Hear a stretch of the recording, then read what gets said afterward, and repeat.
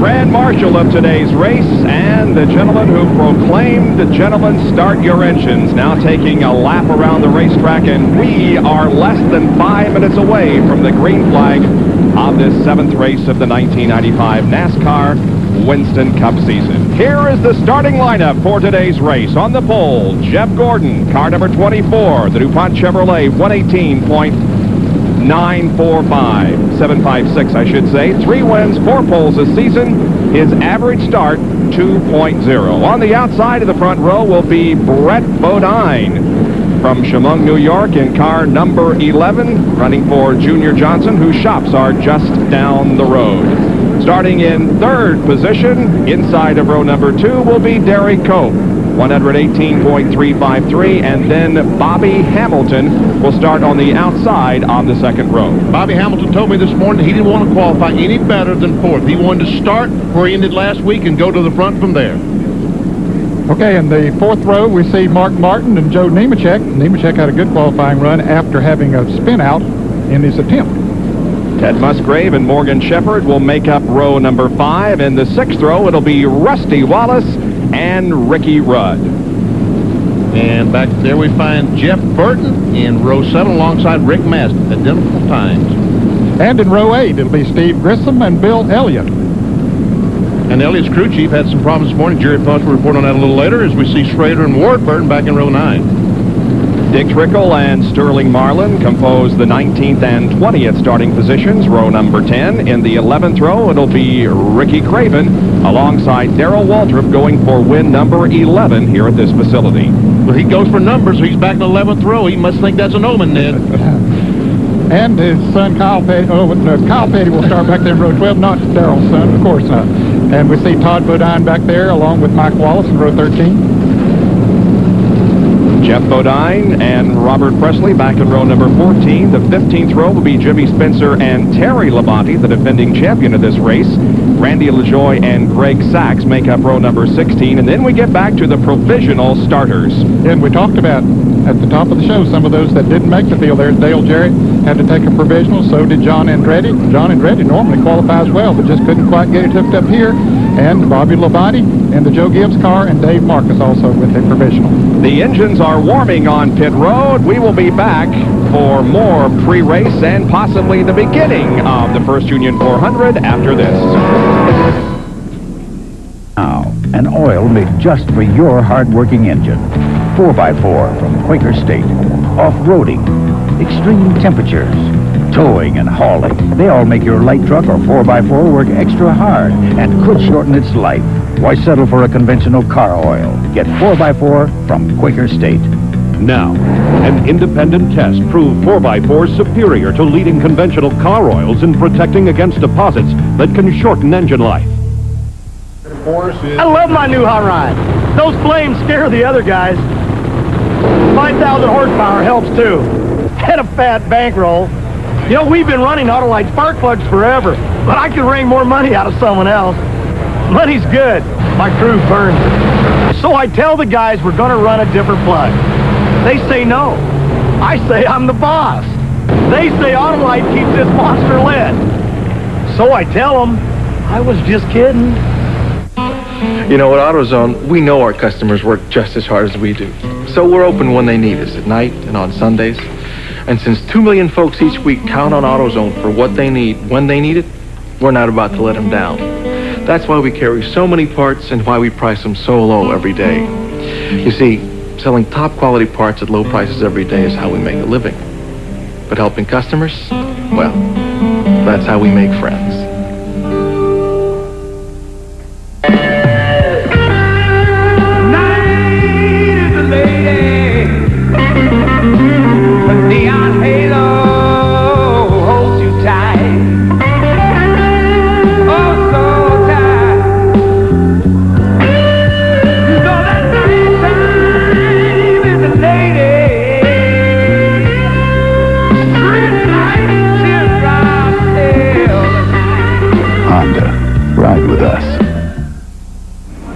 We have not taken the green flag, and already problems for Dick Trickle's Quality Care Ford Thunderbird. The car would not fire on pit road. They thought it might be a battery cable.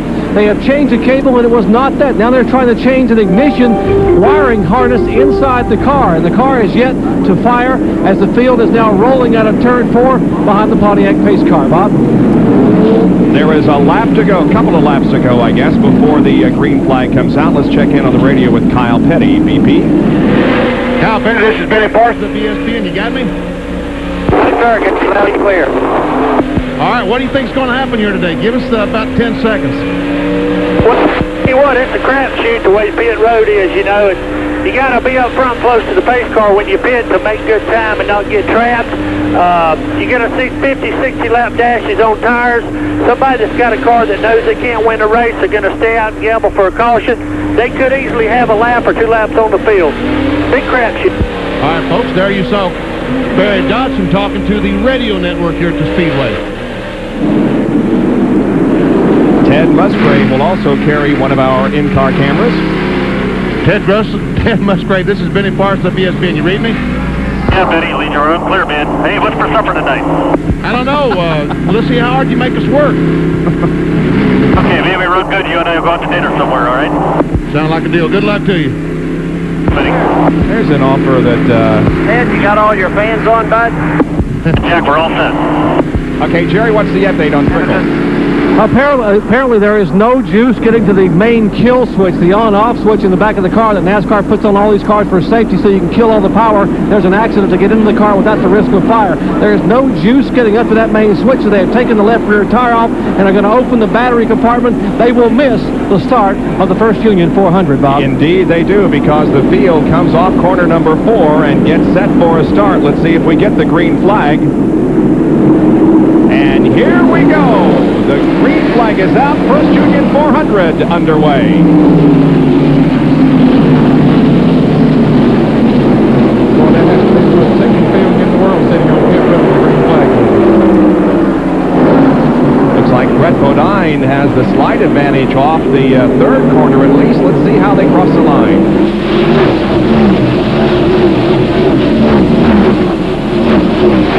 And Brett Bodine did lead the first lap, and he has the lead down the backstretch. And that is the first race lap that he has led in 1995. Jeff Gordon has never led a lap at North Wilkesboro.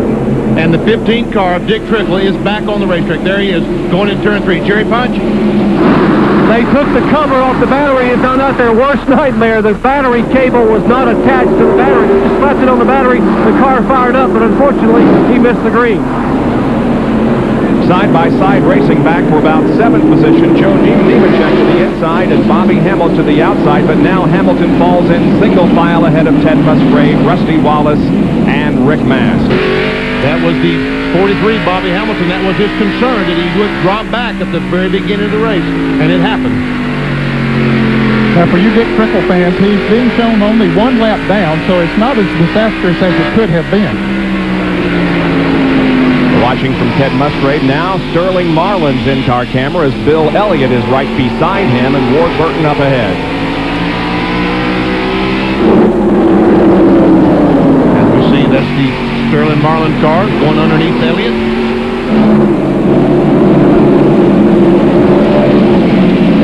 And Earnhardt trying to take over that 3rd spot, but Cope says, Earnhardt to the inside in turn number 3 and takes the position, but battling back on the outside is Derek Cope, and Lake Speed is right there also, but now Earnhardt gets the 3rd position and sets his sights on this duo, Jeff Gordon and the leader of the race, Brett Bodine. Here are the Burt brothers, Ward inside, Jeff outside, into 3. Chevrolet being driven by Ward and the Ford being driven by Jeff. Sterling Marlin watching on it, and Jeff Gordon trying to take the lead away from Brett Bodine. Brett gives him room. He's got the opening at the bottom of the racetrack, and let's see who leads this lap.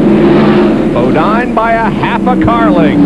But I think Gordon has the preferred line, Bob. Normally on these short tracks, that inside is the best place to be, and I expect he'll get him maybe going into turn 3, and he does. So now Jeff Gordon has the lead.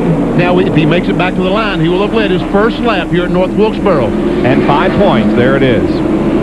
Bill Elliott now to the outside of Todd Bodine. Bill Elliott needs to get to the inside, but there's no place to go on the inside. There's not a spot.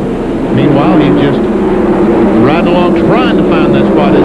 He battles with the Bodine brothers, Todd in the 75, Jeff in the number 7. And there you see Terry Labonte back at the very top of that screen, the Kellogg Chevrolet. He won this race last year, but qualified about the 30th spot. And Jeff Bodine, car 7, won the race last fall here at this track and beat everybody by a lap or more. Yeah, and he rubbed Bill Elliott just a little bit going into turn 1 that time and was able to get on the inside of it and make him pass.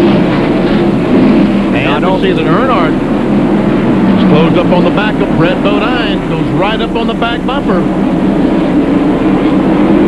See if he makes a bid for the position into turn 1. He's looking outside. I don't think so. He might want to make Brett Bodine think he's looking outside. Yeah.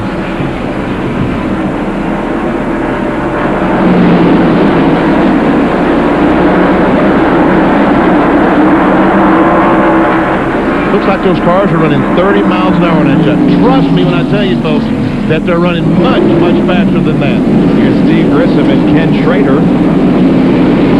That's for 13th and 14th.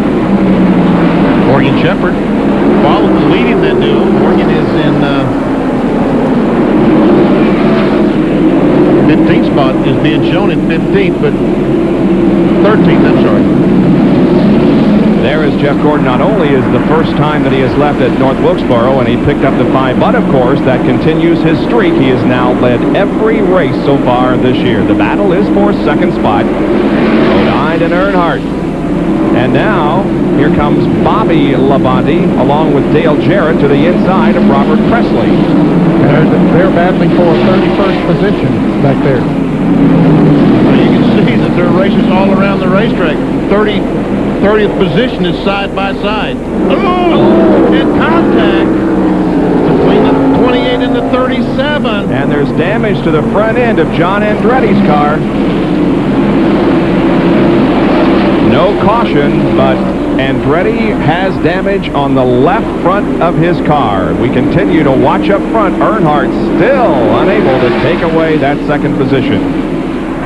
Hey, we'll take a look again. Dale Jarrett was on the outside of Robert Presley, and Presley, I don't know if he didn't know he was out there, and Jarrett had to back off, and John Andretti had a run coming off the turn, and when Jarrett got sideways, he bumped him. Now we see Earnhardt going to the inside of Brett Bodine and picking up 2nd position, and here is Ken Schrader passing the 29 of Steve Grissom. And Grissom's starting to get just a little bit loose as he exits turn 4. We're almost 20 laps into this race. We're going to be seeing more and more of that as the race wears on. Then I think there was also damage, I know there's damage to the left rear of the 28 car, but I don't see any smoke, so apparently not rubbing on a tire. There's some sheet metal damage there, but maybe no harm. Grissom to the inside now of Morgan Shepherd.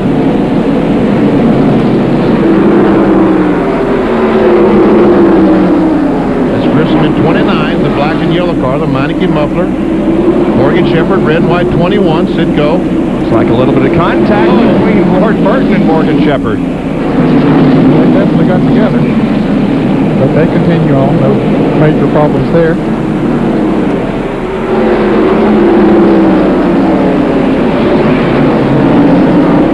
And Jeff Burton in the 8, the Rebestos car, trying to follow his brother. Well, actually trying to pass his brother.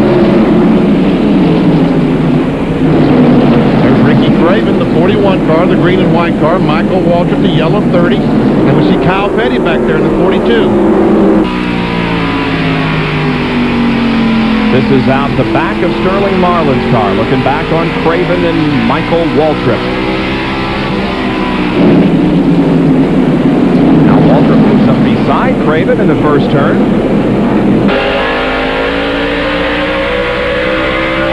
Michael there, he's got that 41 John Kernan has a report on the Pennzoil number 30, driven by Michael Waltrip. Bob, it'll be tough for Michael to relay what is going on with his car in the chassis. This race goes on with his crew. That's because he can only hear them on the radio. When he goes to punch his button to talk back to them, they cannot hear him. So they're having a radio problem. Probably have to work out hand signals so Michael can tell them whether the car is tight or loose. We are hearing, however, conversation between Kyle Petty and his crew.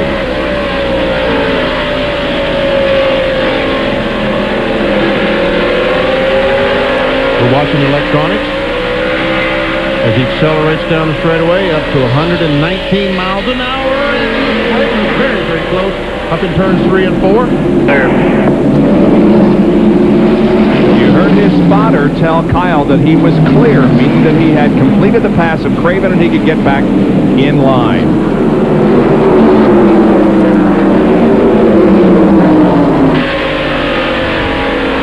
35 cars still in the lead lap. Only Dick Trickle is 1 lap down as a result of not being able to take the green flag. Now Kyle to the inside of Michael Waltrip, picking up another position as Darrell Waltrip moves alongside his brother. And there again, you again hear that the spotter told Kyle he was clear of Michael. So we'll take a break and be back with more of our live coverage here at North Wilkesboro. 27 laps have been completed. It's Jeff Gordon leading Dale Earnhardt and Brett Bodine. Stay with us. If you're driving with worn shocks or struts, it could affect your ability to make sudden stops. At times like this, even a small distance can make a big difference. With worn-out shocks, your tires could lose contact with the road. But with new Monroe shocks, your tires hold the road, providing extra control, which could improve your braking. Make the road a safer place with Monroe. Get Monroe Gasmatic Plus and Gas Magnum Plus shocks and struts at a retailer near you. At Chevrolet, we're not just out here winning. We're testing suspensions, developing more powerful engines, and learning more about aerodynamics. Because if you want to bring more race-winning technology to the street than any other car company, sometimes you have to work weekends. That's genuine Chevrolet. For entertainment on a grand scale, the MGM Grand Hotel Casino and Theme Park more than lives up to its name. Here, the spectacular is an everyday event, and every event is a spectacle. George Foreman defends his title against Axel Schultz, April 22nd in the Grand Garden, the ultimate heavyweight bout in the ultimate boxing venue. Only at the MGM Grand, the Lion of Las Vegas. Try to take it.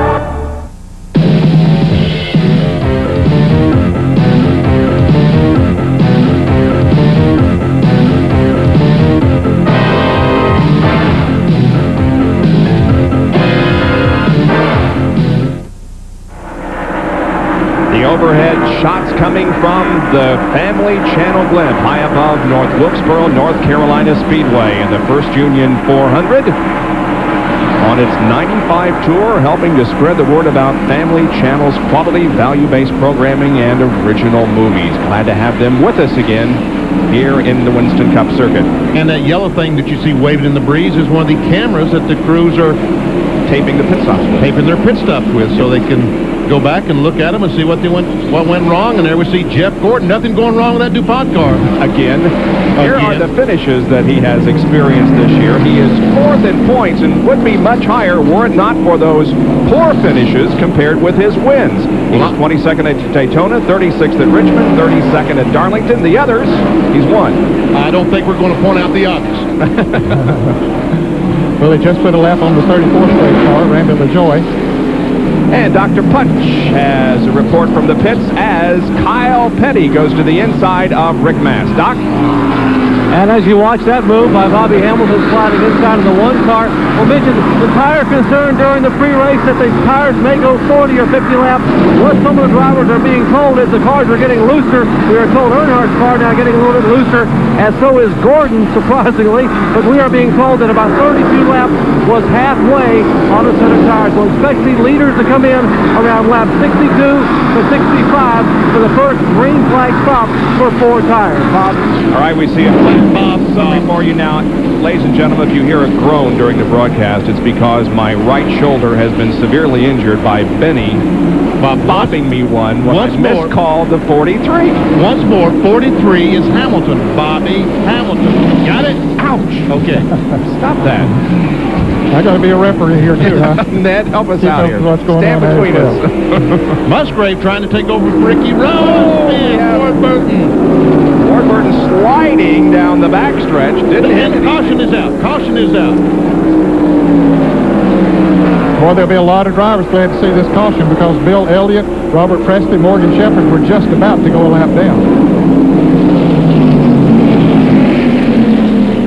And I tell you what, how many cars? Every car but Dick Trickle and Randy LaJoy will probably pit.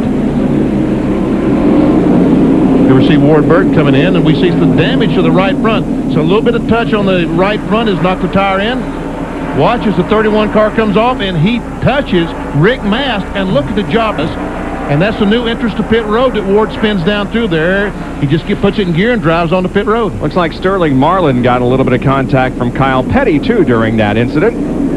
Now we see the pit stops being made. Here they come down pit road, the long pit road, with Jeff Gordon leading them. And I don't know about this. The pace car. The pace car. They passed the pace car down pit road. I mean, the pace car was on the racetrack. They went down pit road. John Kernan. Pit Sterling Marlin spit the crew. A 4-tire change. The car a little bit tight, so they'll take 2 rounds of bite out of the car. They're already working on the left side. There goes the chassis adjustment in that left rear. Let's go down to Jeff Gordon's pit. Jerry Parkin, Sterling leads. They have already put right side tires, left side going on. Here's Gordon going out, and he comes together almost with Morgan Shepherd and Jens on the brakes, but Gordon and Shepherd do not have contact as Gordon manages to exit pit road, and as they all slam down the pits, I might mention, Benny Parsons, you saw the lead cars pass the pace car a moment ago coming in the drivers' meeting. The driver said, look, if we come down pit road at 35 miles an hour, we're actually going to pass the pace car because pit road has a shorter radius.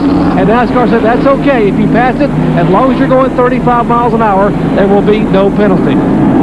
Thank you very much, Dr. Punch. That makes sense. It's It a does, lot yeah. shorter around the racetrack down in there. Now, the near collision. Watch this. 21 is coming in, and Jeff Gordon is leading. And look at that, almost. And Earnhardt leaves and takes over the lead from Jeff Gordon. That's the way they will line up when we go back to green. There is Morgan Shepherd, who has completed the service on his car. We'll be right back.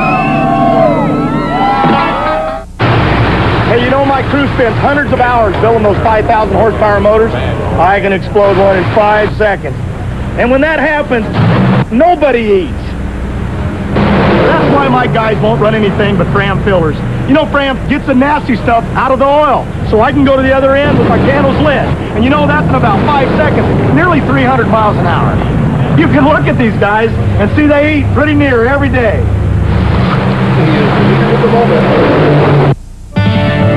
Man has always been fascinated with speed. But winning is more than a flash of speed. It's a measure of skill. A test of guts. That's why the true spirit of NASCAR lies not in the machine, but in the man who drives it. We're proud to be part of this great sport. Busch, the official beer of NASCAR. What, is this your idea of excitement? Let me tell you about exciting, okay? Driving around a racetrack at over 200 miles an hour, that's exciting. These are just flakes. Well, what do you think? These are really good. They're crispy, too. Really?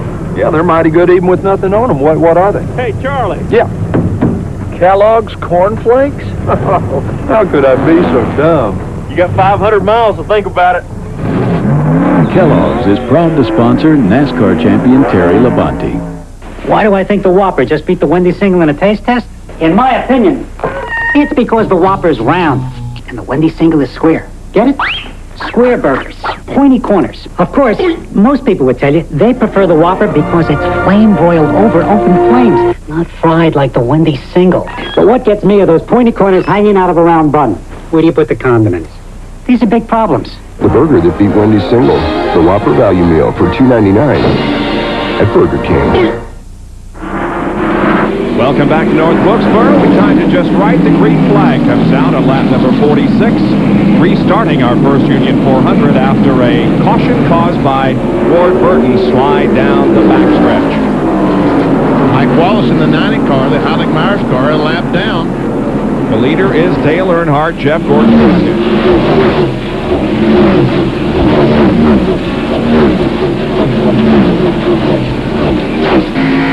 Brett Bodine is third, and Rusty Wallace is on the move. He is up to fourth position already and right on the back bumper of Brett.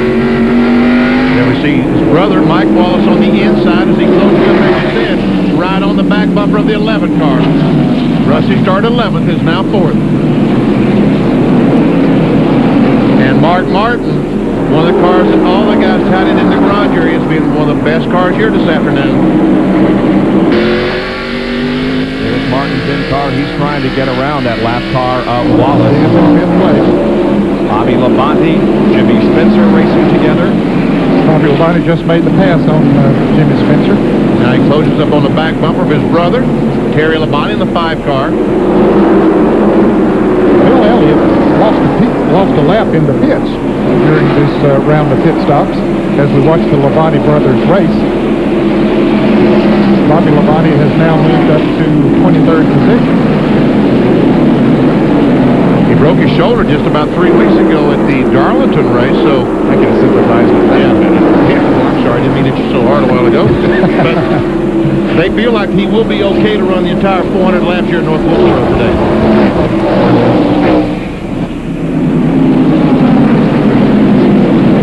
Provisional starters. He began the race back in 35th position, Bobby Labonte. Dale Earnhardt, by the way, has now led 22 races here at North Wilkesboro. This is his 33rd. He has won at this racetrack 4 times, this race 3 times, and he has won the fall race once.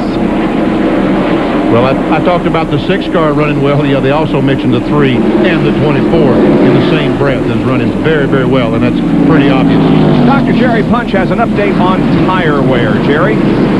Bob, the pre-race concerns about tire wear are reality now. Let me show you the right rear tire off Jeff Gordon's car here, and Gordon wasn't running that hard. The wear indicators here are worn away. Now, this tire begins today with 3.5 30 seconds of rubber.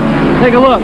In 42 laps, it has a 1.5 30 seconds of rubber left. And folks, that's not much. This tire is worn out in less than 45 laps. Let's go up pit road to John Kernan.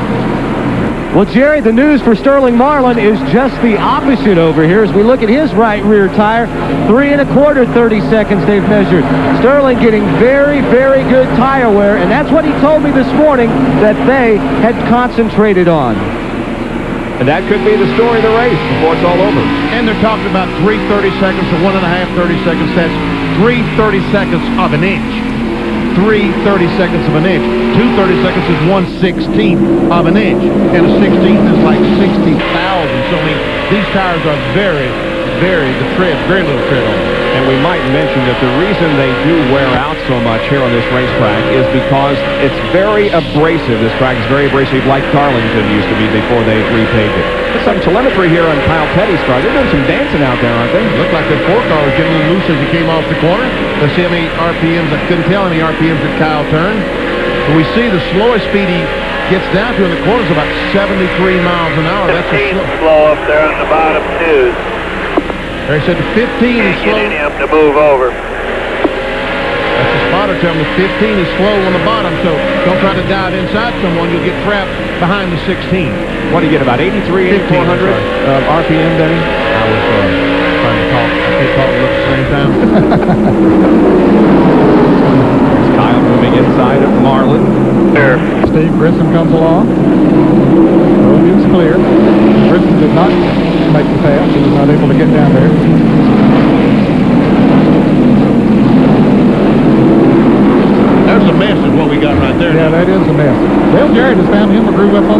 outside. He's passed 4 or 5 cars there on the outside. And the 37 car is still running there with Dale. They had a collision earlier. And you see the right front fender on that 37 car? That made you sticking right out there, acting like a sail when he goes down the straightaway. But it hadn't slowed him up much. I don't know. There was a report that he really didn't have any chassis damage, just sheet metal damage in the 37 car. Well, I tell you, if a car is even a half a second or less slower than you are here, it is very, very tough to pass. But there's not many cars out there that are a half a second apart. I mean, we're talking tenths and hundredths of a second, and which makes it almost impossible to pass. For third place. Rusty Wallace trying to take third from Brett Bodine. Has the inside line and gets it. Rusty moves to third. And he's doing some serious steering as he came off that corner. Oh, and the spin, Dave Marcus and Lake Speed get together. And a bunch of cars really. And here comes the leader, Earnhardt, into this mess. But I'm sure his spotters told him to slow down. Yes, he did. A lot of cars just simply had to stop. We got Lake Speed up at the top of the track, and we have Dave Marcus at the bottom. And they got together going into turn 3, touched just a little bit, and both of them went around. And Dave is going the wrong way. I got news for you, Dave. And we'll show you the beginning of it as they go into the turn. See Marcus on the inside. He's going to touch him right there, just enough to send the 9-car of Lake Speed around. Now here's the whole thing from a robotic camera. There they make contact.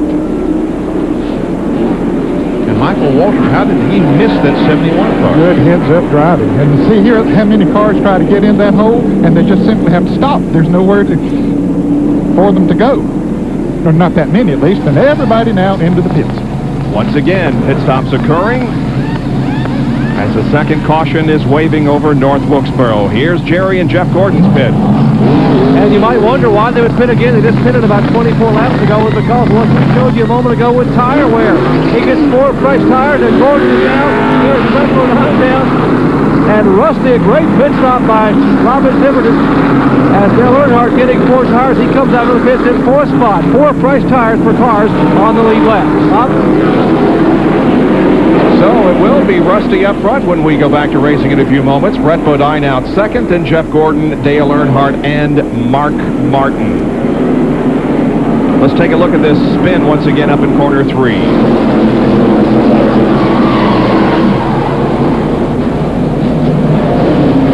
Now we see all the cars trying to stop, brakes, sliding the tires. And watch as both these cars, one inside, one outside. There's Terry Labonte, Bobby Labonte. He and the 28 car make contact. Jeff Bodine just simply stopped up there. We should give a call, though, to Dave Marcus. He had moved up to 19th from 36th position when he had that run-in with Lake Speed. So we're under caution once again. Take a break. Be back with more live coverage of the First Union 400.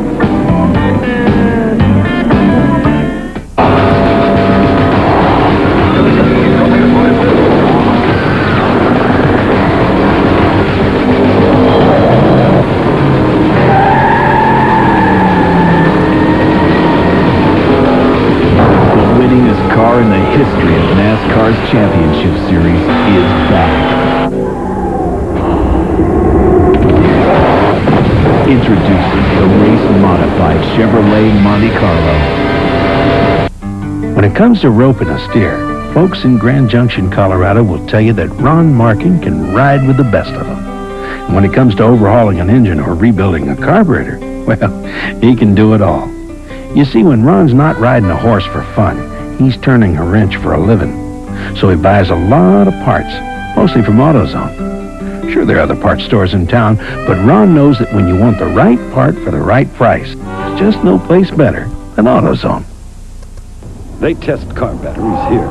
They test pickup trucks here. And when they test yard machines, they go here, Dave Spivey's house.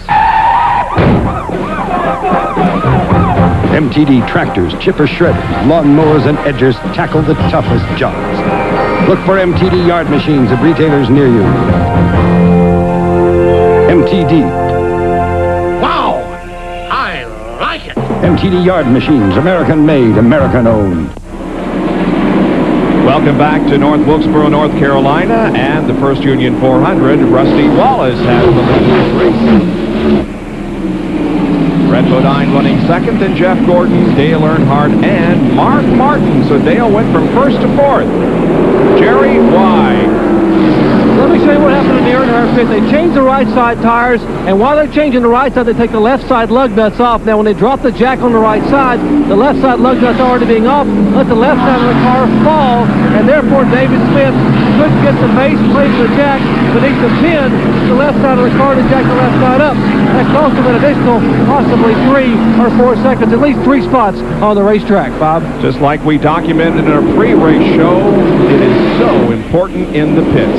And there you see, the first thing you see from this shot is where the jack goes on the right side of the Family Channel Ford. The little white thing that sticks down is the jack stop, or a little pipe that comes down, they place the jack under.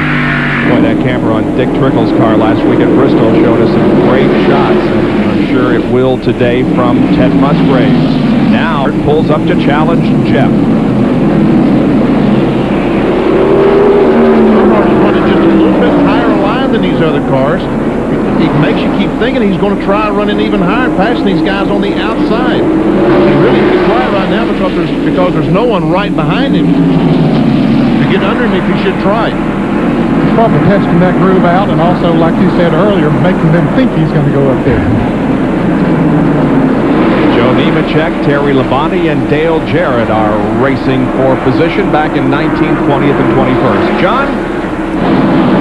Bob, Dale Jarrett has a little left rear quarter panel damage on his car. That's not affecting it at all. Larry McReynolds says the car is okay. But on the very first pit stop, their right rear tire changer, Eric Horn, injured his knee. Not seriously enough to go to the care center, but seriously enough that he can no longer do pit stops. For that second stop, they had to do some changes. Raymond Fox moved over from the left side lug nut to the left rear to the right rear, while Doug Yates moved to the left side and left rear. They only lost a half a second. 17:70 for the first pit stop, 18:27 for the second pit stop. Inside Kyle Petty's car, that's Derek Cope right beside of him. There's Kyle, coming up behind the 71 car, trying to get alongside Dave Martin. Now down to turn 1. Oh, and they get through the corner somehow. And Cope is now hung up on the inside of the 4 car. He's going to try it on the inside. And he's going to make 3 abreast. Is he going to? Hey, that might not work. Well, Dave Marcus backed off, which was smart. And looky here, Earnhardt trying his best to get by Jeff Gordon, and we see Mike Wallace on the outside.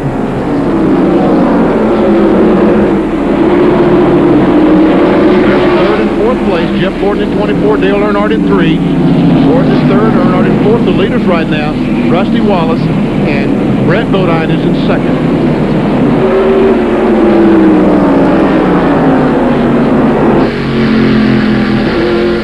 Inside Mark Martin's car, 5th place car. He goes to the inside of Mike Wallace.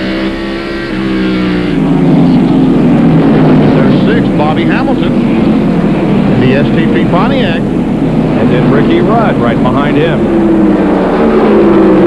The Fran Field summary where they were running last time around.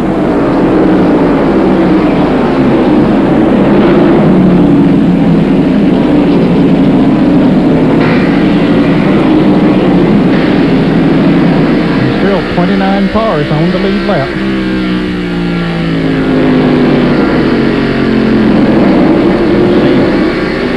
The new pit wall on the inside of Mark Martin as he comes down the front straightaway by the start finish.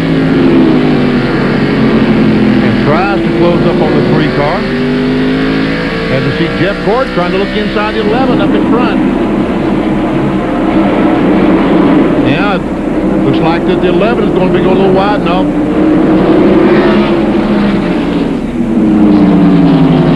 While they're doing that racing, Rusty Wallace has driven off from him.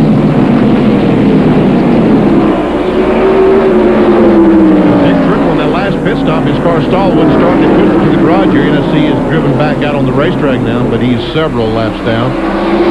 15, 16 laps. John Andretti, even with the damage on the right front of that race car, has moved up to 14th position. Make that 13th, because he just passed Darrell Walker. And he also had to take a provisional. Started at the rear of the field in 34th position. So Andretti is making his way to the front rather quickly, despite the damage there on the right front after contact with Dale Jarrett. Talked to Michael Kratos this morning, one of the owners of the 37 car, and he is very, very pleased with the job that John Andretti is doing in that Kmart Little Caesars car. Pizza. Racing. Steve Bristol, the 29 car, trying to get alongside. And once again, Jeff Gordon looks to the outside of Brett Bodine, but they continue to run in that order, second, third, and fourth. Bodine, Gordon, and Earnhardt. Here is Kyle Petty going to the inside of Ted Musgrave. Going to ninth.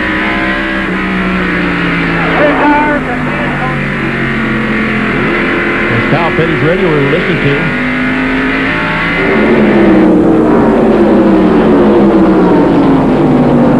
Cameras in both those cars. There's a camera on top of Kyle Petty's car. Hey! Look at this. Dale Earnhardt moves to third place, passing Jeff Gordon. Jeff couldn't get by the 11, so Earnhardt said, hey, boy, move over. Let me try this. And at 23 years old, I think anybody here can call Jeff Gordon boy.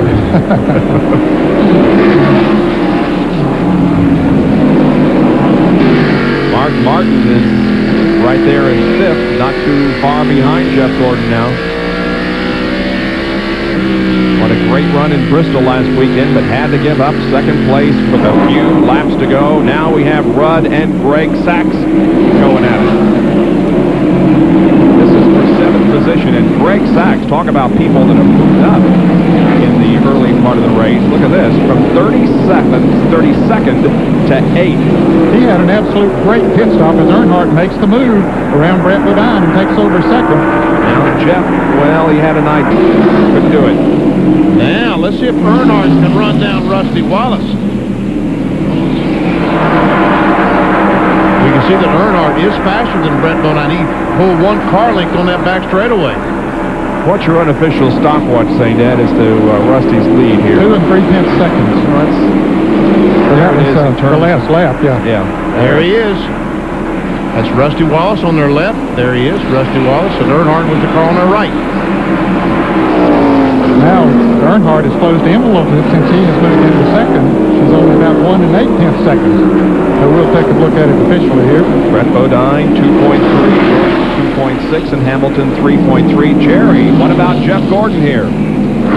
I'm not really surprised to see Earnhardt go by Jeff Gordon after I showed you that tire a little bit ago, realizing that Gordon ran the car pretty hard early on and had only about a 32nd and a half on that right rear. And they realized that they cannot burn tires off the car that quickly this afternoon to be able to be there at 400 laps. So they're going to back off a little bit, stay on the lead lap, conserve the tires and the race car until it's time to make their move. Kyle Petty passes another car. This one is Ricky Rudd. That puts him in 8th place. Rudd moves back to 9th. And Musgrave is 10th, right behind him.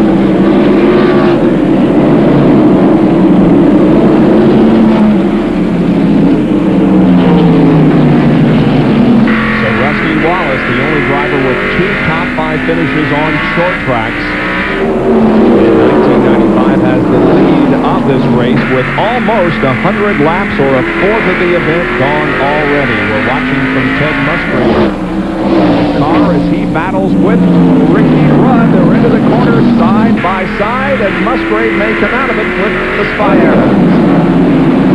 Now Jeff Gordon trying to take over third position from Brett Bodine, and he will make the move.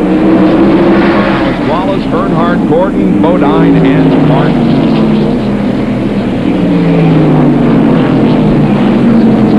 Let's take a look at whether or not Earnhardt has been able to eat into that advantage that Rusty Wallace has on him. Earnhardt is running in second position On the 90th lap, he was 2.5 seconds behind Wallace. And on the 94th lap, he had cut into that advantage by 1 second. Now about a second and a half behind Rusty Wallace, the leader of the Force Union 400 with 302 laps to go. Back in a moment. In these days of overpriced sporting events and overpaid athletes, have you ever wondered where today's heroes are? The ones who thrive on the love of action and not the love of money? A facility where family values still mean something, and they take pride in what they offer. The excitement, the price, the fun. Come see America's premier sport in action. Come see the Knights in black and white satin. Do you think Hardy Nickerson is as important as George mentioned? Sports Radio 910, WFNS. I mean, if Finney connects in the end zone from 4 yards out, they win the national title. All sports, all the time. Tampa Bay's original all-sports radio station, Sports Radio 910, WFNS.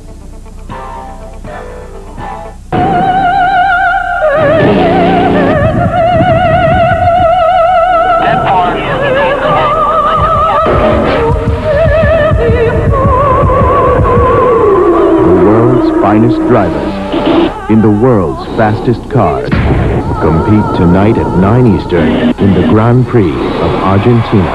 Formula One, the art of motor racing on ESPN2. They're running Formula One today for the second time this year. They're the top 5 qualifiers for the Grand Prix of Argentina as they return to that country. David Coulthard on the pole with Damon Hill alongside his teammate Michael Schumacher, the defending world champion, is third. You can see this race at 9 o'clock Eastern time tonight on The Deuce, ESPN2. 9 o'clock Eastern time tonight. Mark Martin, we're riding with him here in the Valvoline car, just past the 11th car and went to 4th. Down in turn 1. There's the lap car in there. We see it. The 11 car right behind him. 43. Bobby Hamilton has caught the 11 car. I wanted to say that. And Earnhardt has caught up to Wallace, hasn't he? Yep. And Wallace coming in on some heavy traffic. There's the interval between that group and first and second, and you can see that it's just a matter of car lengths as Rusty approaches some slower traffic, and now look at Dale close in. Ricky Craven wisely moves up, lets Rusty Wallace on the inside, and Earnhardt was saying, shucks, why do you make him go on the outside? Because I think I'm better high than Rusty Wallace. But now here are 2 cars running side by side in front of them. What you going to do about them? Okay, Presley gets on by Jimmy Spencer, so that put it down to single cars. And John Andretti picked up another spot as we watch this battle for the lead. He passed Ricky Rudd. Andretti now to 10th. Robert Presley. And again, passing these guys are not going to be that easy because Presley wants to stay in the lead. And when Rusty Wallace goes by, that's not possible. Presley is running in 26th position, so still a lot of cars as a result of the 2 cautions we've had. Here's Earnhardt once again looking on the outside. He's just going to aggravate Rusty up there. Earnhardt has 28 top 10 finishes in the last 32 starts here at North Wilkesboro. A 6.5 per race finishing average at this facility. Now, Wallace to the inside of Robert Presley.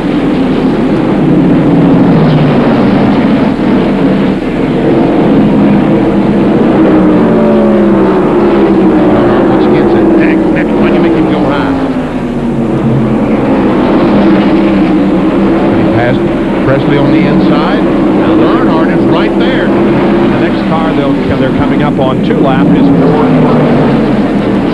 And Bill Elliott is riding just ahead of Ward. Bill already is a lap down.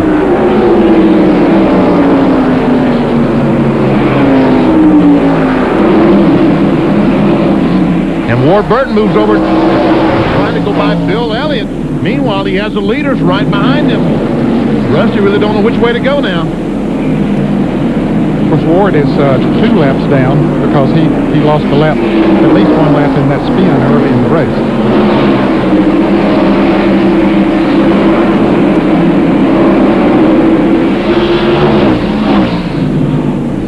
I mentioned earlier in the show that Tony Gibson, the crew chief on Bill Elliott's car, had a problem. Jerry Bunch, what was his problem? Apparently, Tony woke up about 1 o'clock this morning with an intestinal flu and just got worse and worse and weaker as the morning went on. Finally, about 10 o'clock this morning, he could not even stand up. We took a look at him and got some of the doctors from North Carolina Baptist Hospital also involved. Dr. Meredith looked at him and decided that Tony needed some fluids, obviously. And because of some other concerns, we decided to take him out of the racetrack to a nearby hospital for x-ray. So about 10 minutes before we dropped the green flag, we loaded Tony in an ambulance and took him to a nearby hospital where currently he is being x-rayed, looking at his stomach, and currently we have no further updates on him. If I hear anything, I'll pass it along, Bob. Well, they're side by side everywhere, Doc. Now we got Earnhardt right to the inside of Rusty Wallace, and we had Dale Jarrett and a couple of other drivers 3 wide down in another corner a second ago. Earnhardt takes the lead. Earnhardt is strong today. He was able to run down Rusty Wallace and pass him for the lead. And here comes Rusty back on the inside. But Rusty keeps losing the back. I've seen that 2-car wiggle several times as he exits a corner as Jimmy Spencer tries to go by on the outside. He made a pit stop, has new tires, so he'll pass both the leaders with no problem. Rusty led laps before he gave it up to Dale Earnhardt. As Spencer went, he already 1 lap down. He lost 2 on his pit stop, so he was 3. So now he'll be 2 laps down once he has got around Earnhardt, which he has now. Musgrave, Marlin, and Andretti all passed by Joe Nemechek. That's 8th, 9th, and 10th. Musgrave in 8th. Sterling Marlin, the car we're riding with, is in 9th place, and John Andretti is in 10th. Ooh. I was looking at something that the camera wasn't. And what did you know about anyway? Todd Bodine got awfully loose right in front of Dale Earnhardt. Now we'll go back to the 25-28 race that we saw just a moment ago before Earnhardt took the lead. There we see Ken Schrader, the Bud car, and that Mexico Hamlin car of Dale Jarrett. Now, Schrader made an extra pit stop on that last caution, had to go all the way back to the back, so he's worked his way back up to 14th position now.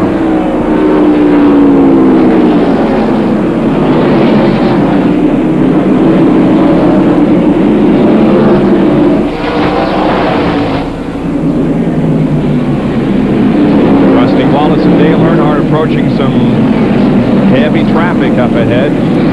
Dave Marcus running very slow on the outside of the racetrack down in turn 1. There you see the leaders went by Dave as he's up on the outside. I don't know if he's trying to go into the pits or what the situation is, but he couldn't get in, so he's still up on the outside. And Rusty Wallace and Dale Earnhardt are in very, very heavy traffic. They put a lap. That was Jeff Burton that they just passed, as we see Jarrett on the inside of Schrader trying to take that 14th spot away. He has position this time and will take the spot. Jerry's spotter has told him that the leaders are coming back there behind him, and they need to get on. Speaking of the leaders, you're right, Ned. They're not that far behind them. Just passing Morgan Shepherd, or trying to pass Morgan Shepherd and Derek Cope. They're running in the 21st and 22nd positions. And Derek Cope is going a lap down after an excellent qualifying performance that has not gone very well during the race here so far. We saw Jimmy Spencer just a moment ago after he put his tires back on the racetrack and how fast he was. The speeds with new tires are running about 113 miles an hour, and right now they're averaging about 106 miles an hour. 277 laps to go in this 400 lapper here at North Wilkesboro. Earnhardt leads. I thought I was smart. I paid less for another protectant. It said it shined like Armor All, so I figured it protected like Armor All too. But it didn't.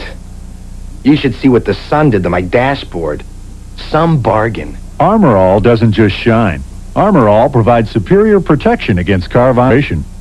No bargains for this, baby. I'm only using Armor All. Armor All. When it comes to protection, there are no bargains. I love my new hot ride. Those flames scare the other guys. 5,000 horsepower helps too. And a fat bankroll. You know, we've been running Autolite spark plugs forever, but I can wring more money out of someone else. Money's good. My crew burns it. So I tell the guys we're going to run a different plug. They say no. I say I'm the boss. They say Autolite keeps this monster lit. So I tell them, I was just kidding. McDonald's presents the greatest matchup in basketball, Charles and Taz. Sylvester and Wowie? Wowie and Wowie? Collect all the matchups on McDonald's NBA Looney Tunes All-Star Cups. Buy any extra value meal and for 39 cents more, supersize it and get a free cup for a limited time. Break for yours today. Wedgie and Woldwater? Gracious, Michael? I thought you retired. McDonald's NBA Looney Tunes All-Star Showdown Cups. ESPN wants you to feel the rush of IndyCar racing. Keep watching for details on how to enter the ESPN Legend Return Sweepstakes, sponsored by Firestone. ESPN Speed World coverage of the First Union 400 is being brought to you by Quaker State, the intelligent oil for longer engine life. By Allied Signals Autolite Spark Plugs, guaranteed for 2 years no matter how far you go. And by McDonald's, have you had your break today? It is still Dale Earnhardt leading Rusty Wallace, and they're coming up on Jeff Bodine, who's running in 19th position, just about to lap him. A couple of cars coming into the pits as Rusty Wallace makes a move on Earnhardt, but Bobby Labonte and Joe Nemechek are coming in. They've had all they can stand with that slipping and sliding. Actually, the 18 car is leaving. He's already made his pit stop, and Nemechek is coming in, as you said. Now, we'll get mixed up on that because this long, or I will, this long pit road here. Yeah, Labonte is pitting away around towards turn 4. Nemechek had a good qualifying run, and he's down here. You don't know who's coming or going, do you, Nick? No, It's been about 65 laps with the leader, so it won't be long. Nemechek's car was very good. See that damage on the right front fender of his car? I think that might have knocked the toe in out on that car when he made some contact with Kyle Petty making a pit stop. About a 21-second pit stop for Nemechek. He's back out there, and we continue to see Earnhardt trying to lap Jeff Bodine and now Greg Sachs. And Greg Sachs, the Kendall car, was very, very fast a few laps ago, but now he has fallen back in the clutches of her leader, Dale Earnhardt. All that come out from under the 3 car, that was rubber buildup that had collected under his car going down in turn 1. That was not debris from Earnhardt's car. It was Earnhardt's car, but it was not part of his car.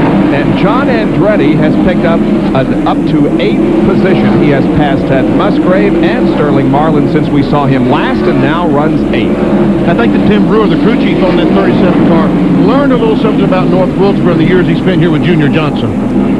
And John Kernan has more on John Andretti. Vinny, I think you're exactly right. When I talked to Tim Brewer this morning, he just gave me that look, smile, and said, hey, we messed up in qualifying. We didn't do that good a job at the race. We're going to be great. In fact, that last pit stop, Andretti took on only right side tires, so it's amazing that he's running as well as he is. Jeff Gordon is on pit road for his stop. You can see Ricky Rudd also in. Let's watch Jeff Gordon's pit stop as he relinquished 3rd position to come in. Jerry Punch is there. And they have already put the right side tires on the DuPont Chevrolet. Our pole-sitting car now getting left side tires. No chassis adjustment. They cleaned the windshield. And the right rear is pouring out once again as Gordon is down and away in 17.9 seconds. Man, that's a great pit stop. 4 tires. Yeah. And only 7 men across the wall. It's still Earnhardt leading Rusty Wallace, but not by much. They continue to lap slower traffic. Now Earnhardt finally puts a lap on Jeff Bodine, who is running in 16th there's position. a tire running across pit road. Off of Dale Jarrett's car, we understand. And cars are coming in. Hopefully they'll miss that tire. So far they have. There's Ricky Craven coming in as Dale Jarrett goes out. And a new leader as we watch the activity on pit road now. Here's the new leader, Rusty Wallace, who got around Earnhardt again. Michael Waltrip, the Pennzoil car, finally he moves over. Rusty Wallace gets alongside. Derek Hope is in the pits, and so is Ricky Craven.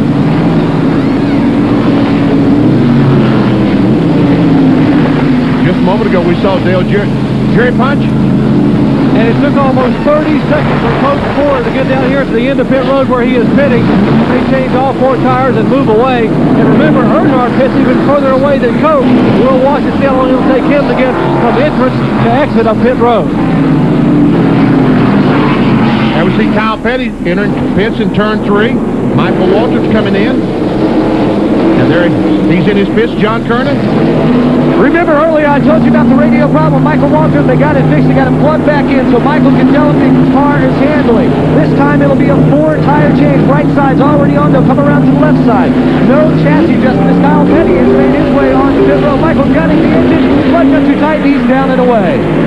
Now we see Kyle get in the drink as he sits patiently waiting on the crew to finish.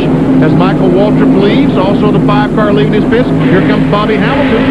Kyle's car is down. He's leaving the pit, shift to second gear. Now has to watch that tachometer, about 3,500 RPMs as Bobby Hamilton comes to a stop in the STP car. Ken Schrader's also in.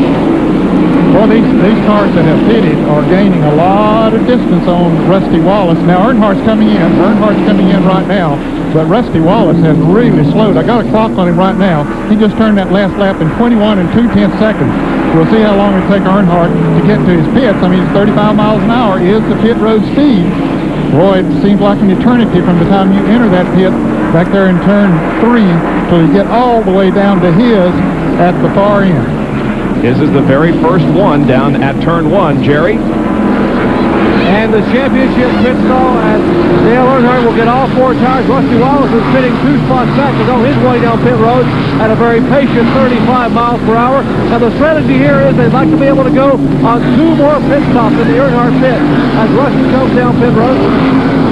Earnhardt is down and away, and here is Rusty now getting right side tires on the Miller Genuine Draft Ford Thunderbird. That's Billy Wilburn putting the right front lugs on. They clean the front grill. There's rubber in the front grill. And trouble now with the right rear. They're having trouble. Vinny? Evidently they had a lug nut stuck in the socket or something. They had to go back around and get another wrench. And you see the car is sitting on the air hose. So now they can't even use that wrench. They've got to get another one for the left rear. Oh, man, boy, that cost him a lot of extra time. Just a disastrous pit stop for Rusty Wallace. Mark Martin is on pit road getting service on the Valvoline Ford. And I think that's put John Andretti in the lead. Indeed it has. John Andretti the leader as Martin pulls away. There's the leader, John Andretti. Well, boy, he is getting slow because of those tires. You can see cars just passing him at will.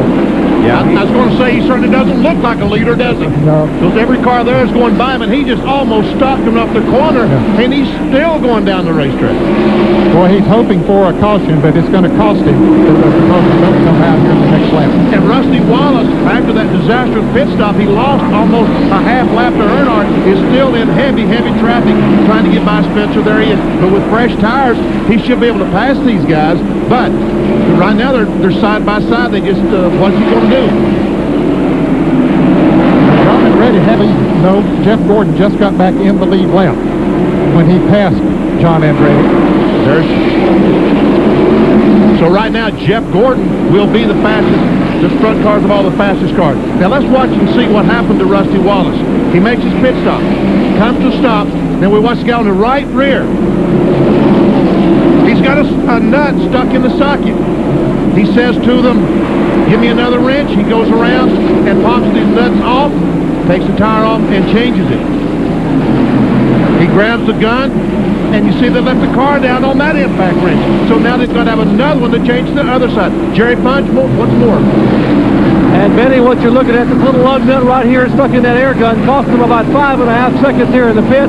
They have been trying to pry it out with a screwdriver, and it won't come out. They've been doing everything they can, and you hear, I'm whirling this baby around, and it is stuck in there. That cost them an extra 5, almost 6 seconds on pit road. Dropping Rusty to 9th place after being in the lead. John Andretti continues to run out there on the inside of the track. If there is no caution, I don't know how long they plan to run, but he's going to find himself probably a lap down when he does finally make his pit stop. Here's Earnhardt about to come up and get back in the lead lap. Bad break for Earnhardt because he ran across Earnhardt, who was very slow at Nemechek, and that cost Earnhardt a couple of seconds. But he will get back in the lead lap now as he passes Andretti. Earnhardt is running in third place. Well, right now, John Andretti is running about 105 miles an hour, probably. Average speed, Earnhardt's running about 112 miles an hour. Finally, he comes in. Finally. Now watch as he comes down pit road, and let's go to John Kernan. Vinny, John Andretti comes in. Tim Brewer, the gambler, rolling the dice. This time they will change all four tires. About 90 laps they went on this. Well, actually, right side tires. The left side, they changed the first pit stop. So the left side's a lot of laps on them. Already done with the right side. No chassis adjustment. Left going up. Left side tires going on. Gasoline is full. Lug nuts are tightened. And a little problem with that left front tire. 21.1 seconds. Andretti is down and away. And now he has to keep it under 35 all the way down to turn number 1. Now you wonder, how do they check 35 miles an hour? You see that white line? That white line, they time these cars, and the time that it takes to go between those lines estimates their speed. They do it with a stopwatch. Jeff Gordon has picked up the lead once again of this race. Dale Earnhardt is second, Kyle Petty third, Brett Bodine fourth, and Mark Martin is fifth. Hello from Plank Road, where our man Paul has breaking news about Ice Brewed Ice House. While most folks liked the handy-to-hold 12-ounce bottle, others demanded cans, and then someone said, instead of just 6-packs, how about 12-packs of this smooth brew? And then a cry went out across the land for 24-pack cases. So now, no one else stacks up to Ice Brewed Ice House. Thanks, and enjoy. Okay, no one really wants to talk about tires, but you know what? Firestone's having this big sale, and I'm talking about it. Don't touch that remote. I'm looking at tires. The big, the bad, the walk on water. I'm looking at sale prices, too. But you don't want to talk about it. So don't. Just take your hoping to catch the red light so people can check me out car and go. You know why? It's big, it's Firestone. It's the big tire sale at Firestone. And like it or not, people are going to be talking. Save big on high-mileage FR440 radials now at Firestone retailers and Sunday's ad. Monroe developed Sensatrack shocks to smooth out the road for a comfortable ride. But Sensatrack doesn't stop there. It's the only shock that also gives you extra control when you need it most. Sensatrack shocks and struts, only by Monroe. For comfort and control. Get Sensatrack shocks. Call 1-800-STRUT now for a Monroe ride expert near you. ESPN wants you to feel the rush of IndyCar racing. Enter the ESPN Legend Return Sweepstakes, sponsored by Firestone, and you can go to the Indy 500 as a member of the Patrick Racing Team. Runners-up get Firestone Firehawk tires or racing jackets.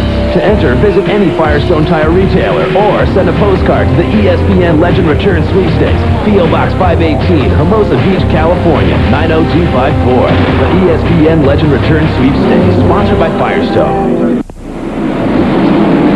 Welcome back to the First Union 400 at North Wilkesboro, North Carolina Speedway. Jeff Gordon is in the lead. We have completed a set of green flag pit stops, and Jeff is back in front. Now there is Mark Martin and Brett Bodine, fourth and fifth.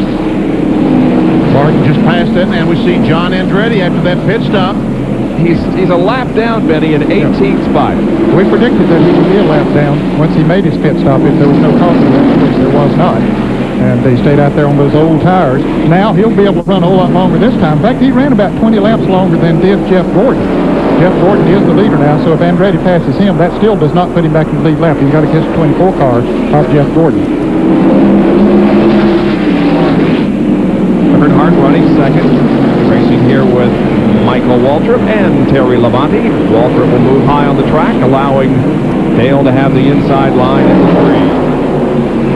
Jerry, what's the situation now regarding tires after this set of green flag stops? Well, behind me is a waiting room, Bob. Now, prior to the race, Goodyear allowed each team to have a total of 6 tires, 3 to practice and qualify, and 6 for today's race. But that wouldn't be enough. So what Goodyear did was hold 400 tires in reserve. And NASCAR said after lap 100, you can release those tires 2 sets at a time to first come, first serve teams. So behind me, the teams have lined up with their empty tire carts. And on this side, the Goodyear tire busters are working as fast as they can in here. And NASCAR even has an official. That's Buster Alton over there. He is programming and monitoring to make sure that each team gets a maximum of 2 additional sets.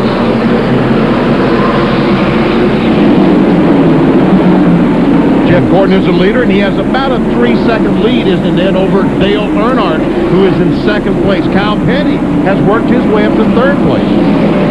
Now Jeff Gordon coming up on Darrell Waltrip, who is running in 15th position to put a lap on him. As you fans are wondering, we saw Rusty Wallace with that long pit stop. Now he did not lose a lap once they all made their pit stops. He was back in the lead lap. He currently is in 6th place. He just passed Dale Jarrett and taken over the 6th position. And here's an Autolite field summary for you. There's Darrell Waltrip running in 15th position and right ahead of the leader. There you see the cars that are a lap down, led by John Andretti, who's right behind Earnhardt. And John Andretti, I guess the strategy on that Kmart car today is to just try to make it on one less pit stop, because he should be able to blow right by Earnhardt right now, but he must be conserving those tires, trying to get them to last just a little bit longer. Yeah, and if it goes green all the way and they make one less stop, then that could work out great for us. That's a good strategy. Yep, Barry told Jerry in the pre-race show that we might have a surprise winner, and it could be John. Here's the roof cam on Kyle Petty. David Green's down there somewhere. David, 16th. Turn him around. Kyle Petty is sick. Phoenix told me this morning he's not feeling well. They talked about David Green being there. John Kerner, what's going on with Kyle Petty? Vinny, I just talked to Barry Dodson about Kyle. He said Kyle woke up this morning and touched his stomach flu or something like that, not feeling very well. Barry said, to put it bluntly, he's pretty sick right now. So they're trying to figure out who they might be able to call as a relief driver. You just heard him mention David Green. They've also talked about Roy Allen and Dave Marcus. At first, they talked about Dick Trickle, but Dick Trickle barely back in his race car. The one thing that Barry did tell Kyle, after Kyle requested a relief driver, Barry said, hey, you're in 3rd place right now. Hang on. We'll try and find somebody. 25 laps from halfway. That's not what he wanted to hear. 25 laps from halfway.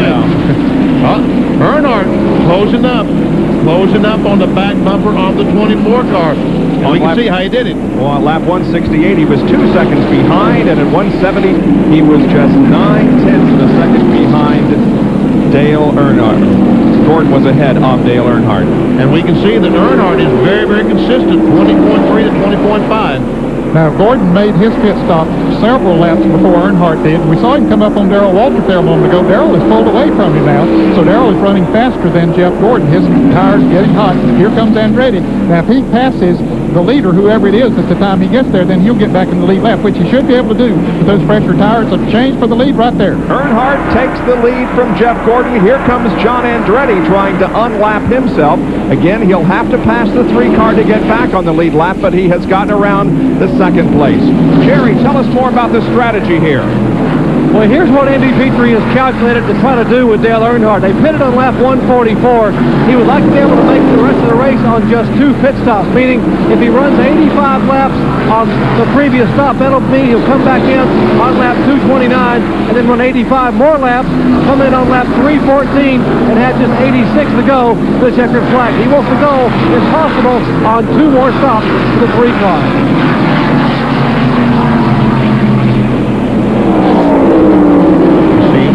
Earnhardt going by Derek Cole.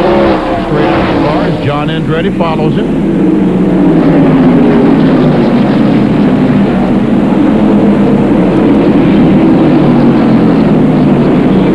Andretti can't get the lap back, at least at the moment. It continues to be Dale Earnhardt leading Jeff Gordon, Kyle Petty, Mark Martin, and Rusty Wallace as 179 out of 400 laps have been completed. And here are 6 through 10. We'll be right back. Oil, It's the lifeblood of your engine. That makes your oil filter your engine's most vital organ. That's why Fram keeps going the extra mile to make the best protection even better. The Fram Extra Guard oil filter. Unique glass fiber paper stops more dirt than any other filter for the best protection ever. Fram Extra Guard. American or import, it's an extra lease on life. When traffic congestion changes, the threats to your car's engine change. That's why Quaker State has engineered intelligent oil. Oil that senses the changing threats in your engine and adapts its own molecular structure for continuous protection. So whenever the driving conditions change, so does Quaker State, the intelligent oil for longer engine life. Now you can change to the intelligent oil and save $3.60 on a case of Quaker State. See store display for details. You know, at AutoZone, we know our customers work just as hard as we do. So we're open when they need us, at night and on Sundays. Since 2 million folks each week count on AutoZone for what they need when they need it, we're not about to let them down. That's why we carry so many parts and why we price them so low every day. You see, selling top quality parts at low prices every day is how we make a living. But helping customers, well, that's how we make friends.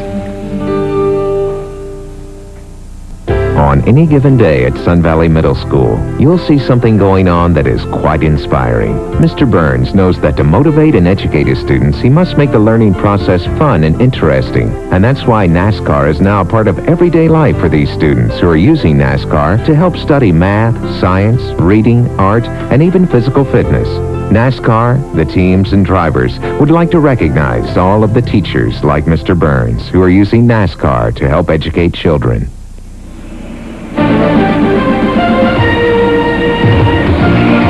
Track Facts are brought to you by Quaker State, the intelligent oil for longer engine life. What do race drivers and mechanics mean when they say, she blowed up? Well, here you see it. This is a heavily damaged cylinder head. Why? Probably because this valve spring broke. The valve spring holds the valve in place. When it broke, the valves floated around and snapped off. There's a good intake valve. There's a good exhaust valve. And you can see when they snapped off, all the pieces went throughout the engine, destroying the cylinder head. Yeah, you talk to those crew chiefs, they say she blowed up, but they got presence of mind enough to say, but boy, that Budweiser Chevrolet was running good. And the Budweiser Chevrolet is about to be lapped by Earnhardt. Yeah, but he's been there for about 8 or 10 laps now. Ken Schrader's been able to stay out there in front of Earnhardt. Schrader's running in the 15th position, so there are 15 cars on the lead lap. And Kyle Penny, we understand, is very ill and is asking the pit crew to get a relief driver so that they can get him out and the relief driver in. He has dropped from second back to fifth, or third back to fifth. He's about to lose another spot to Brett Bodine. Spotter tells me Brett is inside of him. Todd Bodine is 3 laps down there in the 75 car in 30th position. This team has really come on strong the last few races, and now with Kyle being ill, Guys, Marcus out. Barry Dodson asked Kyle, is Dave Marcus out? I mean, right now, there's no drivers around to put in this car. Everybody is still running. Yep, all 36 cars still out there. Marcus was out for a while, but he's back out on the racetrack now. Now we have Mark Martin moving to the inside of Rusty Wallace and taking over third. Martin goes to third place. A while back, Rusty had passed him. Now Mark returns to favor. There Kyle is losing more spots as Sterling Marlin goes by. Ted Musgrave goes by. Rick Mast behind him trying to get by. That's 6th, 7th, 8th. That'll move him back to 9th spot. Clear. And Musgrave, spotter telling Musgrave that he was clear.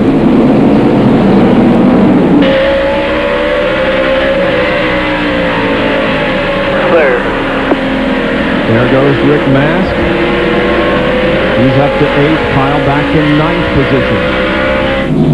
As we watch this, I don't know if we told you that John Andretti in the Kmart car did pass Dale Earnhardt to get back in the lead lap. He Andretti 12th, back on the lead lap. Less than 5 laps from the halfway point of this 400-lap event. Richie Rudd coming into the pit from the Tide Ford. Steve Grissom just made a pit stop a couple laps ago. Steve was on the lead lap. And once he went off the lead lap, Earnhardt passed him. He came in. Now Steve is 2 laps down in 27th place. We see the graphic, 204 laps to go, coming up on halfway. And how much is it Dale Earnhardt wins at halfway, Ned? $10 grand. Wow. And Gatorade, yep, for leading at the halfway point. There is Earnhardt. 3 more to go. 197 complete. Man, his truck won the Super Truck race last night in Tucson. Well, it's Teresa's, but... Ron Hornaday won the race, and Bernhardt / Teresa's truck. Yes. P.J. Jones put on a great performance, coming from 3 laps down to finish second. Yeah, it was. There we see Darrell Waltrip still ahead of the leader, Dale Earnhardt, and Earnhardt 3 wide. Got Jeff Burton on the outside, but backs off. Now he is on the inside of Schrader, trying to put that Budweiser Chevy a lap down. Well, the 14th position that Schrader is running in right now.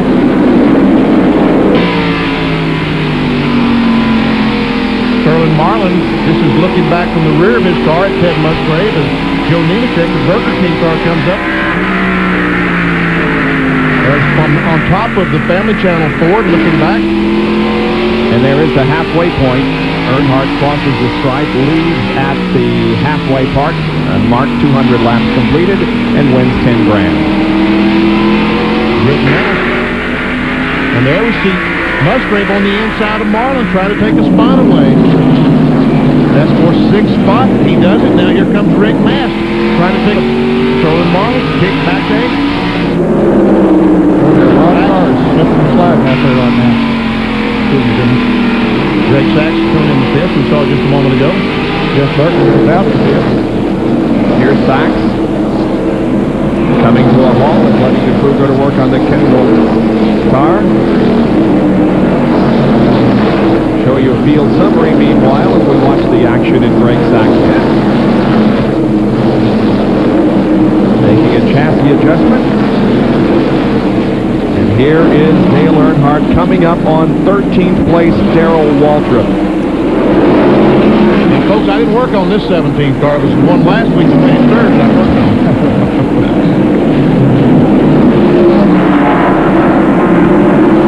Rick Mast trying to chase down Musgrave. Here comes the 18th car. Evidently he's gone to change the tires. Yes, he did. He's gotten the halt loose. Bobby Labonte has dropped back to 25th position in the 18 car.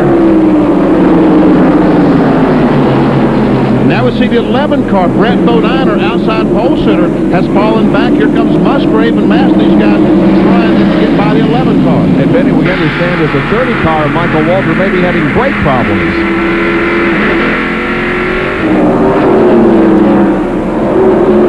Michael's in 17th position, 1 lap down. And there we see Rick Mast on the inside of Brett Bodine. Musgrave has already gotten by, and Mast gets by.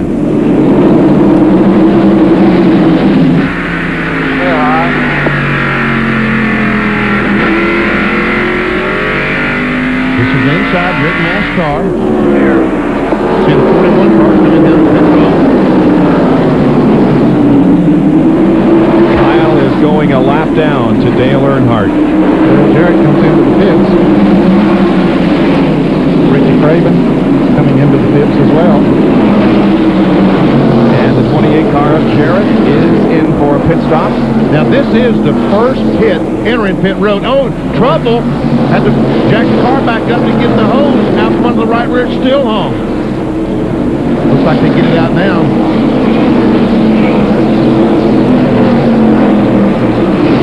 The pressure is on those guys to get their driver in and out of the pits as quickly as possible. Okay, back out of the racetrack. It is still Earnhardt leading on the right of your screen. And Jerry Punch has a report on the 24 car still running second. He is second on the racetrack, but he's losing spots right and left, Bob. And the reason he isn't contesting the spots because he is trying to milk those tires as long as he can. Remember, he's 7 laps before Earnhardt and Rusty Wallace. He pitted back on lap 137. They can't continue to do that, give away 7 or 8 laps for pit stop. That would mean 1 extra stop for them. So here's what Ray Evernham told Jeff. Said, hey, take care of the tires, sit out there and ride. We got to go to lap 225 for our next stop. I know it's a long way, but you got to milk those tires. That means we're going to run 88 laps. That's why you see Gordon slowing down in the corner. And that is 14 laps away from right now. We're on lap 211. And you can see there that Jeff Gordon is coming up on Kyle Petty to also put Kyle a lap down. We'll be back with more of our live coverage right after this. Now, an oil made just for your hard-working engine. 4x4 from Quaker State. Off-roading, extreme temperatures, towing and hauling. They all make your light truck or 4x4 work extra hard and could shorten its life. Why settle for a conventional car oil? Get 4x4 from Quaker State. Now, an independent test proved 4x4 superior to leading conventional car oils in protecting against deposits that can shorten engine life. Now with $20 down, $20 a month for 12 months at 0% interest, you can afford to furnish an entire room. But hurry, pretty soon, the offer folds.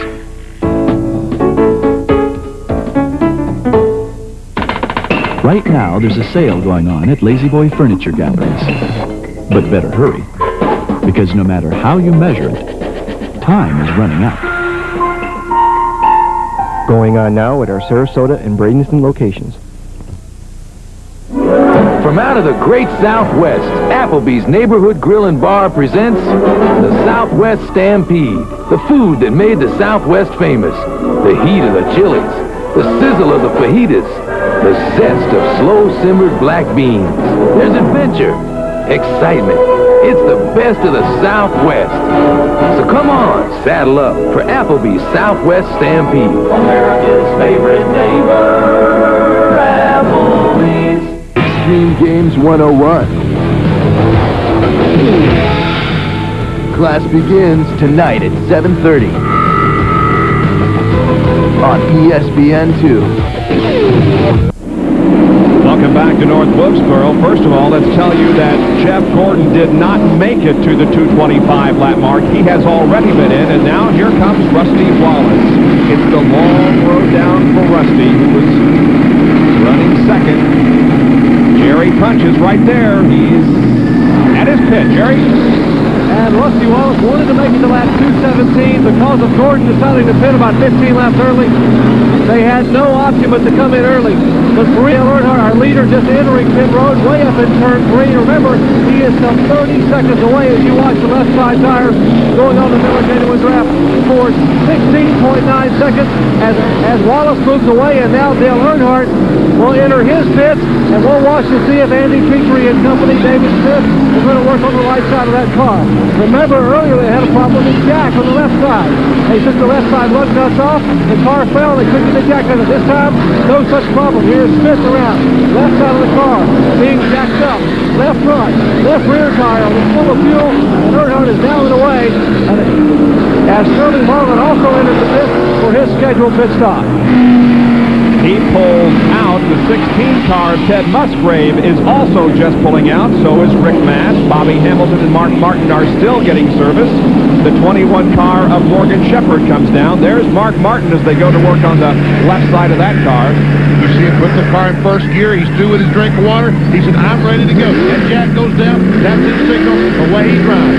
18.4 seconds for Mark Martin on his stop. The best by far, Rusty Wallace in the crew, and under 17. Jeff is back on top. There he is. John Andretti. Once again, you can see what happens. He's going around the racetrack with those worn tires, and the guys who changed those, stopped to change tires, just blowing right by him. He'll probably be out for another 20, 30 laps. Probably so. He went 20 longer the first time than did Jeff Gordon. Not 20 longer than Earnhardt did, but yeah, probably stay out there another 15 or 20 laps. And right now, Kyle Petty has not stopped either because they're desperately trying to find a relief driver, so he's in second place currently, and Dale Earnhardt is still on the lead lap. Here comes John. Well, this is a bit of a surprise. He comes in way earlier than he did last time. John Kernan. It'll be a 4-tire change for John Andretti. Tim Brewer, knowing what he knows about this racetrack, figured he might as well pit just about. After he saw what had happened with that first time, they lost a lot of time on the track by staying out there looking for the caution. Left side's on now, no chance the adjustment. John Andretti is down the way at 19.1 seconds. Not a bad stop for John. A little bit of a change of strategy here for that team. Now we're back to 13 cars in the lead lap, and Darrell Waltrip is the last of those on the lead lap.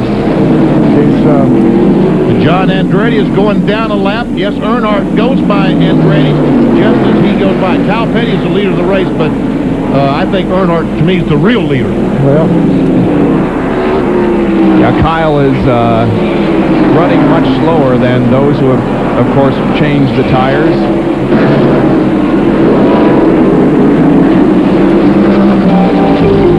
And here's back to the cars other than Kyle. There is the leader of the race, Dale Earnhardt. He, in fact, is the leader now, right, Dan?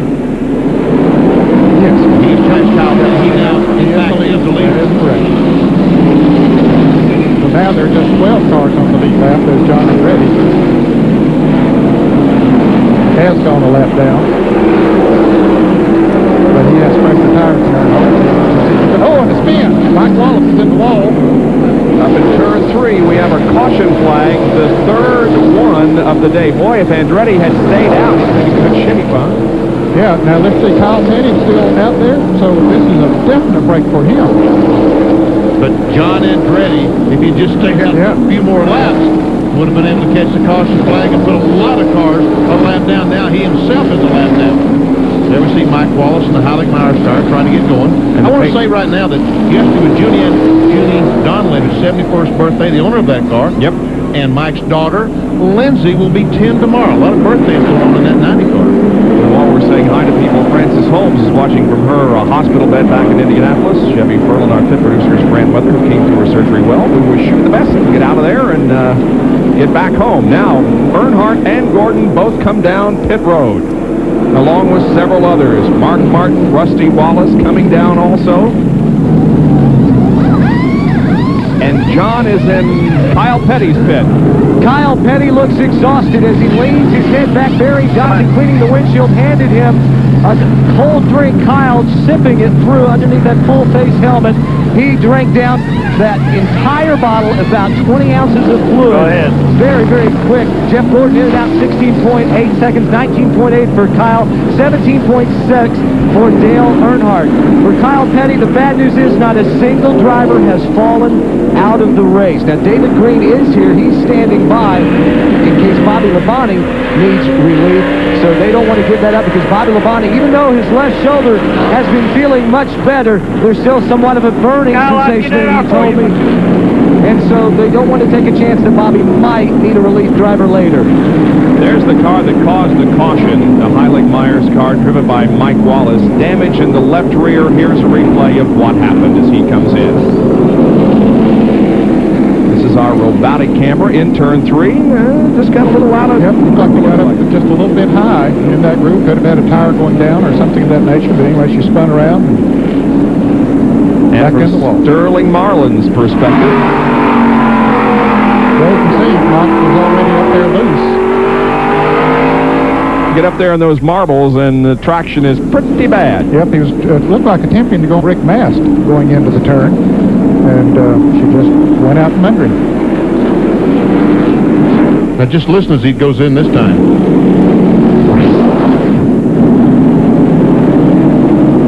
Sound didn't work too good, but you can see what happened. They were working on the left rear of the car. The crew's working away. Yep. Making sure all the sheet metal is away from the other 3 tires as they work on the left rear. Not a very good birthday present, huh, Junie? That's too bad. Now the sledgehammers come out. So, under our third caution of the day, after 230 of 400 laps, is Dale Earnhardt leading the First Union 400. Hey, Mom. Tom, I just got here. No, Super 8 isn't mad I'm late. I've got their VIP card. They'll hold my room and give me a 10% discount. What are you going to do for me? With the VIP card, guarantee your room and save 10% at all Super 8s nationwide. Introducing new Armor All Vinyl Siding Wash. Spray it on, wait 5 minutes, then wash it off with a hose. And look, why, it's the greatest invention since vinyl siding. New Armor All Vinyl Siding Wash. Hello from Plank Road, where our man Paul is ready with a simple little demonstration. This is watered down. Ooh, not pretty. This is not watered down. This is Ice House. It's ice brewed, never any watered down taste, and that's why Ice House is always so remarkably smooth when it's going down. So remember, watered down and not watered down. Ice House. Thanks and enjoy. Young guns of racing. And on their Sunday afternoon showdown, these next generation superstars start with the next generation die-hard battery. The longest lasting die-hard ever. The same die-hard you can buy at Sears. Don't trust your Sunday drives to anything less. We have run a lap and a half under green with Dale Earnhardt still out front. Might mention that Kyle Petty came in and got some more ice and fluid to try to feel a little bit better. Kyle is ailing out there on the racetrack. And there's nobody to relieve him. Tough position to be in. John Andretti did not pit. He got back in the lead lap when the leaders went in, but immediately Earnhardt passed him, so John Andretti is a lap down. He's being shown in front place. 11 cars on the lead lap now. Here is the Budweiser race recap. Dale Earnhardt had led 99 of the first 233 laps, 13 lead changes, 3 cautions for a total of 14 laps, and the average speed of the race, 99.670, and the event record for this race is the event record if we keep at that pace.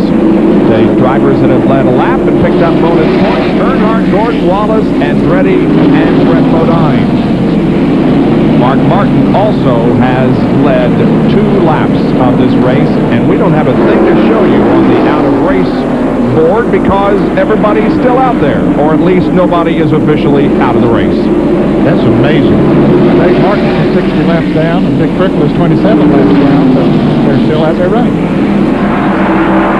Steve Grissom in car number 29 is running in 4th position. That's Rusty behind him in 5th, but Steve Grissom has had a very impressive run here today. He started 15th at lap 173. He was 10th, dropped to 20th, and from 205 to 236 moved to 4th place.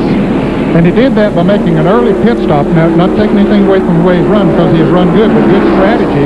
He came in, made an early pit stop about 15 laps before the leaders did, so he got a lot of good lap time out there. In fact, he had gone right before he came in, and then after they did it, he was up there in 3rd place. And made a good pit stop here, came out in 4th place.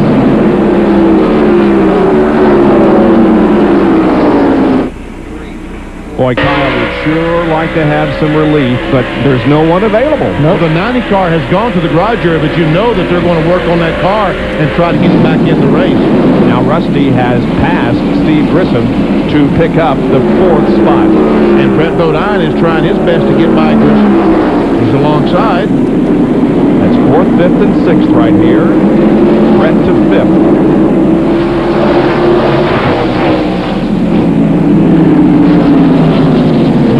Dale Jarrett is now running 6th. 7th. I think that's 7th, yeah. Steve Grissom has dropped back to 6th now. Then we see Dale Jarrett, the 28 car. Having a tough time getting around John Andretti. As Ned said, Andretti did not stop on those tires. On fresh tires, he had 4 or 5 laps on those tires. Yeah, he only had just a few laps before that caution came out.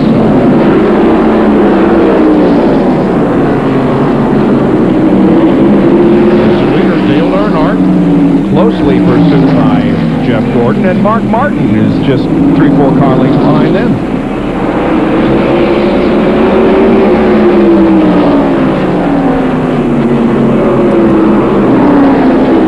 That's 157 laps to go, so These guys, some of them may be thinking about 2 more stops, 1 more stop. Interesting to see what the strategy might be. It looks like these guys are running hard enough that they plan on stopping twice more. Dale Earnhardt has 5 top 4 finishes in the first 6 races of 1995.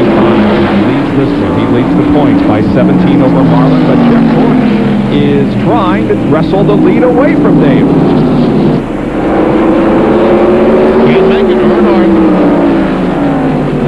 able to get the jump off the second corner.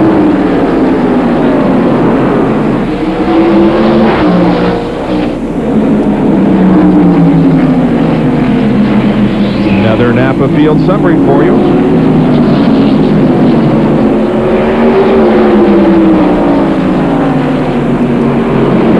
Cars on the lead lap.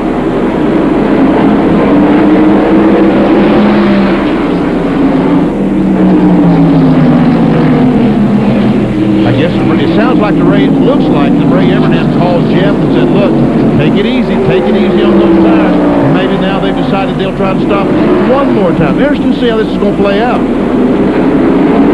Should there not be another caution play between now and the end of the race?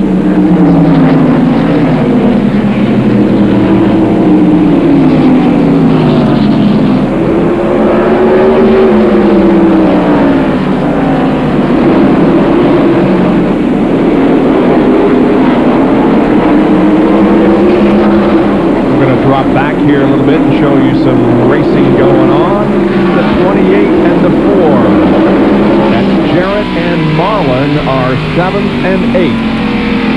And Dale Jarrett started, 33rd, Ned? Yep. He had a great run today. Yeah, the race well. He just get where he could qualify that thing. Jeff Gordon once again taking a look. Got a better run this time. And he will go into the lead again. Jeff Gordon back on top. A reminder that he and other members of the Hendrick Racing team will be on Shop Talk coming up at the conclusion of our telecast here at North Wilkesboro. We're riding with Mark Martin, and he's third. The top 2 are just in front, Earnhardt and Gordon.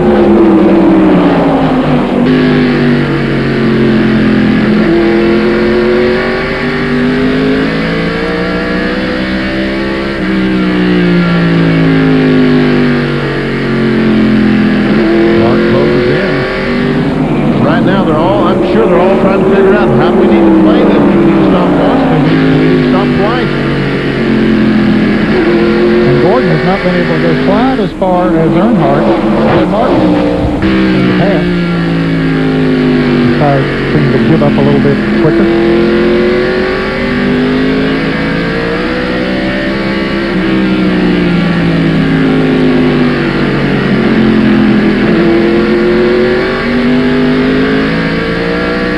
Behind Mark Martin, it's Rusty Wallace running 4th, and Brett Bodine is in 5th position after 253 laps.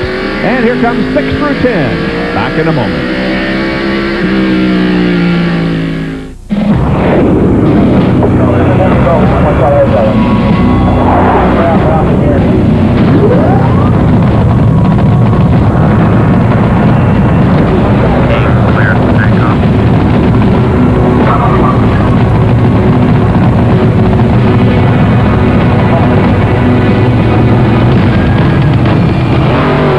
Budweiser King Top Fuel Dragster.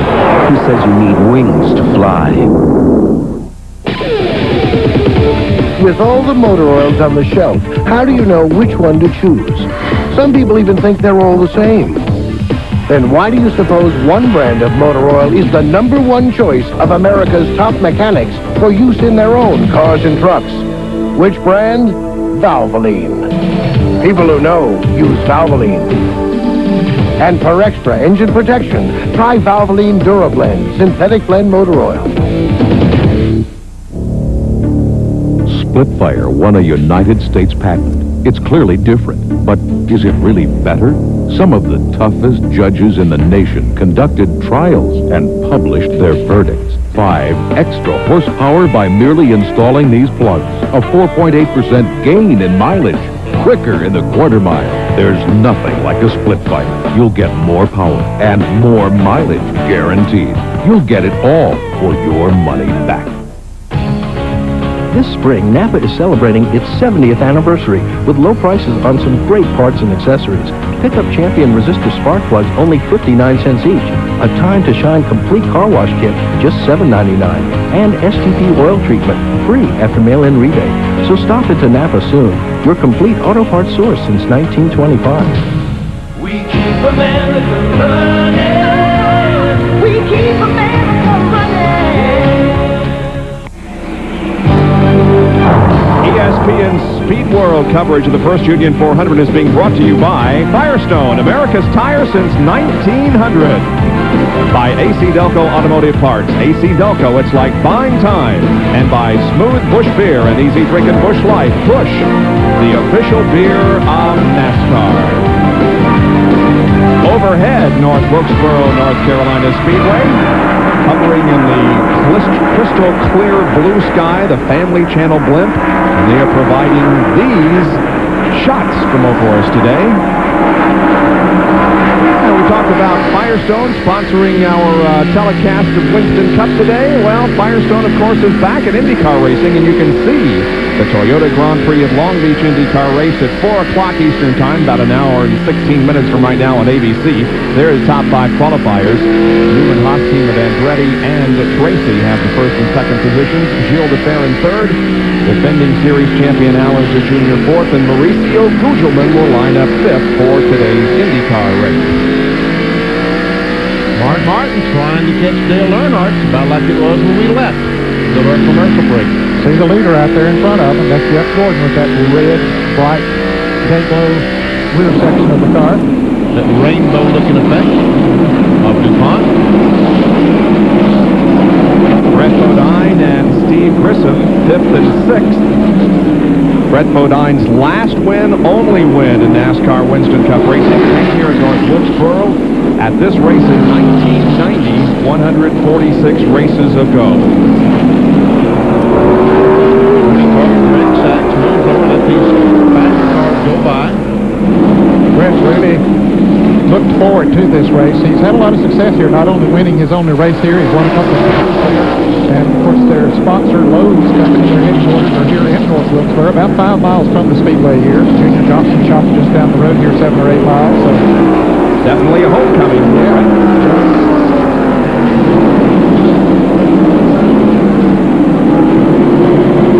Let's find out what the situation is regarding Kyle Petty. He's still in 12th position. We'll see this possible change of position here. Yep. Or 5th. Yep.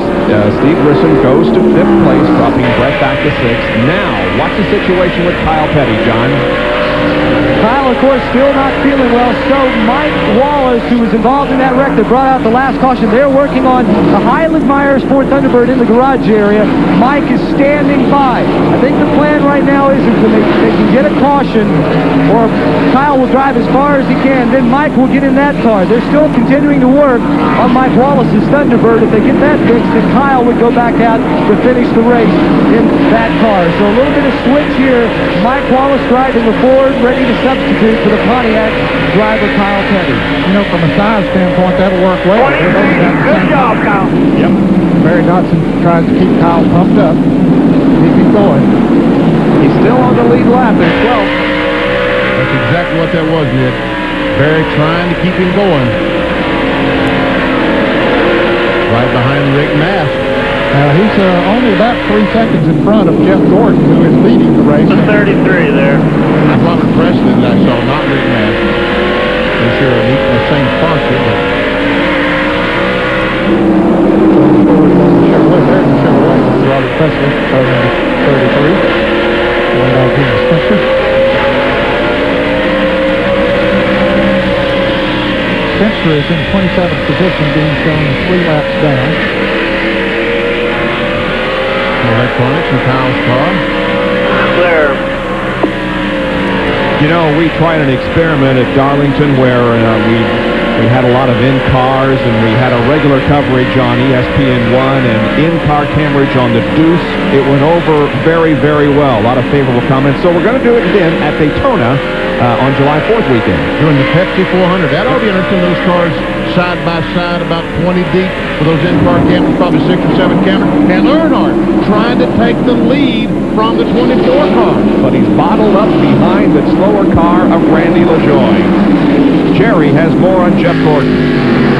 And just a moment ago, Ray Evernham told Jeff Gordon, he said, if the green car gets up there and he pushes you hard, let him go. Don't burn up the tire. Because they've already learned they cannot save the tires in the 24 car. We saw last time I told you should have been on lap 225. They still had to come in 10 laps early because the tires went away. The 24 car will have to pit twice more, according to Ray Evernham, around lap 302, and possibly again with some 20 laps to go. The most they have done on the green today is 78 laps on the right rear tire. Bob? So we may expect it in about 24 or 5 laps. If that's the case, this thing is going to play down to who has the best strategy. It really is. And Earnhardt has been able to go a little bit longer than some of these other guys. He might make it on one more stop. And if the cautions fall right, or if there is no caution flag, boy, that could really be great. Yeah, it sure could. And Mark Martin has been going about the same distance as Earnhardt, and he's just sitting right there on Earnhardt's bumper. Biding his time, it looks like. Maybe he's doing all he can do, but he's staying with him nevertheless. And once again, we talked about at the top of the show, this long pit road. The fact that they extended the pit road, it takes so long to get around pit road. That's why it's such, when you stop twice, it's such a penalty, because that long pit road is 30 seconds down pit road and another 20 seconds for the stop, almost 50 seconds. There is Kyle, and he's not too far from being lapped. About a full straightaway. Kyle's in heavy traffic. Traffic is going to be tough with him not feeling good for him to get around. And, of course, the 24 car has the advantage of getting the passing flag up on the cars that they're coming up to the left. We see there's some tires there that Heilig Mars off the 90 car going over to Roar. And there is Mike Wallace, who is standing by for Kyle Petty to possibly get in there and do some relief driving. You know, Goodyear has the tires, but it's easier to get tires that's already mounted than tires that they've got to go get mounted by Goodyear. You see, Kyle has not been able to get by Robert Presley in the Stoll car. He's still up in front of him.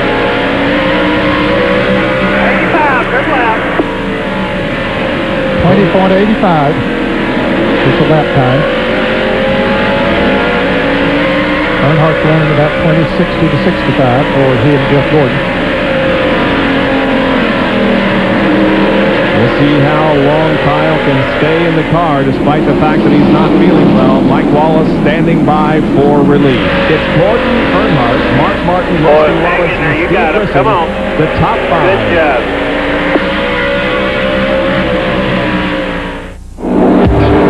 From Darlington to Talladega, through Daytona, Rockingham, and Watkins Glen. In every major NASCAR race, Busch Beer recognizes the pole winner with the Busch Pole Award. Because if there's one thing we know for sure, everyone follows the leader. Busch Beer, proud sponsor and official beer of NASCAR.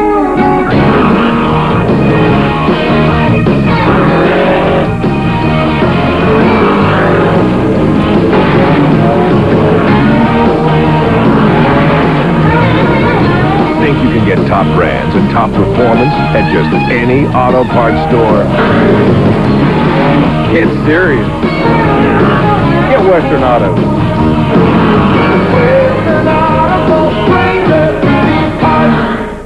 For entertainment on a grand scale, the MGM Grand Hotel, Casino, and Theme Park more than lives up to its name.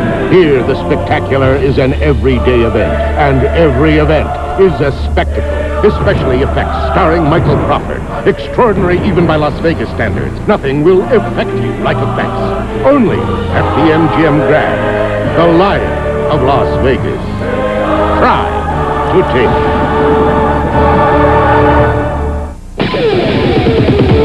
With all the motor oils on the shelf, how do you know which one to choose? Some people even think they're all the same. And why do you suppose one brand of motor oil is the #1 choice of America's top mechanics for use in their own cars and trucks? Which brand? Valvoline. People who know use Valvoline. And for extra engine protection, try Valvoline DuraBlend Synthetic Blend Motor Oil. The battle up front continues. They put a lap on Kyle Petty, but Dale Earnhardt is trying to take the lead away from Jeff Gordon, and hanging in there in third position is Mark Martin. They were pretty excited in that last lap when they got 3 abreast down the front straightaway. And me on my feet. Now Earnhardt's going to try it on the inside. Tries to get alongside Jeff Gordon. He does it. Remember what Evernham told Jeff as the 3-car comes up to challenge, let him go. Will he do it? Looks like he will. Yep. Earnhardt goes back to the lead. I think Jeff Gordon trusts Ray Evernham 100%. Totally. What he tells him to do, he does it. And I agree with him. He should. Yeah. Jeff led 95 laps, has led 95 laps in this race.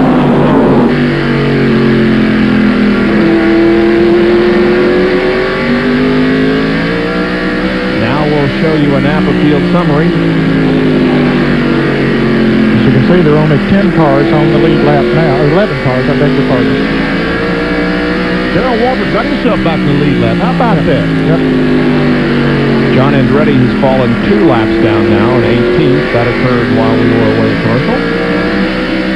Actually, Darrell never did go a lap down, did he? Oh, he did? Oh, No, they caught him, but never did get around him. That's right. Mike Wallace, the only car out of the race. The tire situation continues to be a real problem here. Here's John Kernan with a report. Todd Bodine running in about 28th place, 3 laps down. This is crew chief Troy Selberg. Troy, you only have 2 new tires left. What's up with that? Well, apparently, the story that I get, Goodyear didn't bring enough tires with them here to the racetrack. They were kind of counting on some cars falling out of here, but at North Wilkesboro, the nutrition rate hasn't been very good. You know, a lot of cars still in the race. Factory storage Ford Thunderbird's eating tires as fast as we can put them on there. So we're just going to have to do the best we can with what we've got and try to finish this race. Well, they will try to finish the race. As I was walking up to this pit, Ward Burton, Jeff Burton, the 2 Burton brothers from South Boston, Virginia in this race. Ward's been having some problems. Jeff still running okay. Jeff's team came up, got some tires from Ward's team. And we saw a change for 8th position while you were giving us the report, John. That was Rick Mast that moved to the inside and put Sterling Marlin back to 9th. Oh, he's a little swirly coming off the corner. Oh, just a little sideways, that's all. No problem. Nothing unusual here at North Wilkesboro. John Kernan has more on Rick Mast. Well, just a few moments ago, before checking out the Todd Bodine story, I went down to Rick Mast pit and talked to his car owner, Richard Jackson. He says they're kind of taking it easy right now. They are going to try to make it on one more stop as Gordon is being passed by Mark Martin. That's for 2nd place. Yep, so now it's Earnhardt, Martin, and Gordon. But I'm not so concerned about the fact that Martin passed him. They've lost so much distance to Earnhardt. It's like Jeff Gordon all of a sudden developed a problem or something. Well, I think his tires are just, as we've said several times, that they're going away quicker than Earnhardt's are, and I think that's what we're seeing happen right now. Darrell Waltrip did go a lap down, and immediately he came into the pits. Darrell was in the pits in the Western Auto Chevrolet. Let's go back to the pits, and Jerry Punch, more on Jeff Gordon.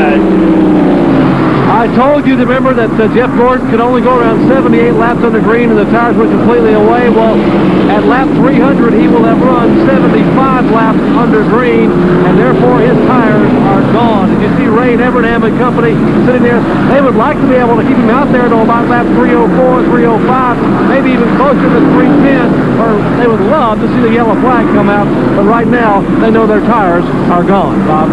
Well, they have completed now 300 laps. And it is a 2.1-second lead now that Earnhardt enjoys over Mark Martin. He's almost a little more than 10 seconds ahead of 5th place Steve Grissom. Dale Jarrett has always been among the first to come in, and he's in right now. He was running in 7th place. They knew they were going to have to make 2 pit stops, so they thought to come on in early and try to gain some track position out there. A little trouble there on the left side. Yeah, they're having trouble back in the left rear. Yeah, that's a long pit stop. They were good on the right side, but the left side is a definite problem. Maybe an air range problem. Maybe they don't even have the tire off yet. They just now got the tire off. Wow, this is a long pit stop. Jerry Punch is down for Brett Bodine. And scheduled stop for the Lowe's Home Improvement Ford Thunderbird. Brett returning to the scene of his only Winston Cup win, coming here back in 1990. Good pit stop, good change of tires on the right side. They will add a round of fight in the car. The car been a little bit loose. And he put left side tires on, get it full of fuel. He is down and away as he will go side by side with Dale Jarrett out of toward turn 1. Long pit stop for Dale Jarrett. Good stop for Brett Bodine and team. I think there was a lap difference in them. They were running together on the racetrack before they made a pit stop. Brett was right in front of Dale Jarrett, and now he's just right behind him. And in fact, Jarrett is being shown 3 laps down now in 17th position. He's running 7th in the lead lap before that pit stop. Dale Earnhardt enjoying a rather comfortable lead at the moment. He's led 132 of these 303 laps that we have completed. And there goes John Andretti to get one of his laps back. Rick Mast came in. John, how come? Well, the best laid plans of mice and men sometimes go awry. You've all heard that saying. Just checked in. Rick came in, 4 tires. Their plan to go with just one more stop went down the tubes because the last 5 or 6 laps, the lap times for the Stroll Ford Thunderbird had fallen way off. So they will have to make another stop. Now we're waiting. Steve Grissom should be on pit road in just a short time. I tell you what, Earnhardt, man, is just driving away from Mark Martin. Yeah, his car seems to be the best on old tires, best of any of them. See, there's Mark Martin just now coming to the picture of Rick Mast. And that Stroll car just stops to chase 4 tires, blows by. Mark Martin.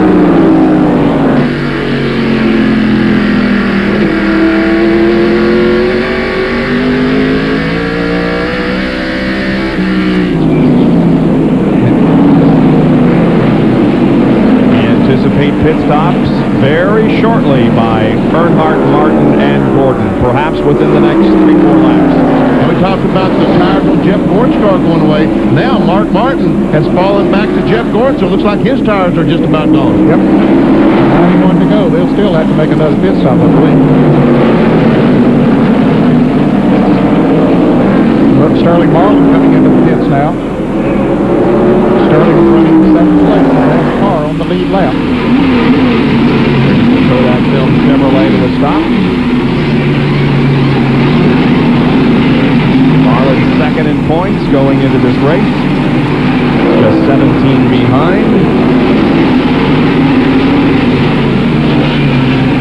After you watch this, I'll tell you that Jeff Gordon, there he is, has passed Mark Martin to take over the 2nd spot. Rusty Wallace is coming in as Marlin pulls out. Rusty was running in 4th position.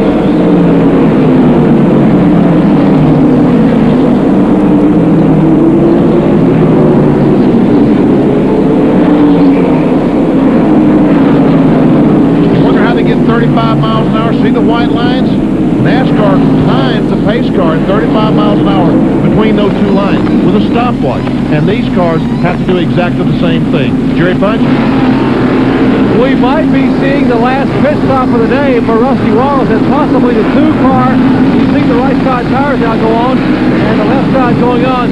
We are being told that possibly Wallace, Mark Martin, and Earnhardt might make their final stop. Let's go to the Steve Grissom verdict. Steve Grissom and Buddy Barrett, his crew chief, wanted to stay out about 5 more laps, but no, they had to duck in. 8 laps to go. This could be their final pit stop. Let's go down to Jerry Punch as Grissom heads down pit road. Jerry. It's going to be a stretch for Jeff Gordon if he can possibly make it the rest of the way on that pit stop. Gordon pitting as the car number 3 of Dale Earnhardt will also be coming down pit road, and Ray Evernham and crew continue their work on the DuPont Chevrolet. And now Earnhardt brings his Goodrich Chevrolet in. As Gordon leaves, Earnhardt gets right side tires, and they will go on the left side now. David Smith, left side Jack is on clean the windshield. And I don't believe they're going to try to bring Earnhardt back in. This will probably be his final pit stop. Sorry, on caution flight. Let's go to John Kernan. Ted Musgrave is in. It'll be a 4-tire change. They also take a roundabout out of to loosen that car up just a little bit. This likely could be Musgrave's last stop. He stayed out just a little bit longer. Tommy Hamilton also comes in. There goes Musgrave. Hamilton, as you heard the spotter telling him to go. Hamilton will also likewise be a 4-tire change. The crew going to work on the right side. The can of gasoline going in. Jack coming around to the left side. 1, 2 pumps. Left side going on.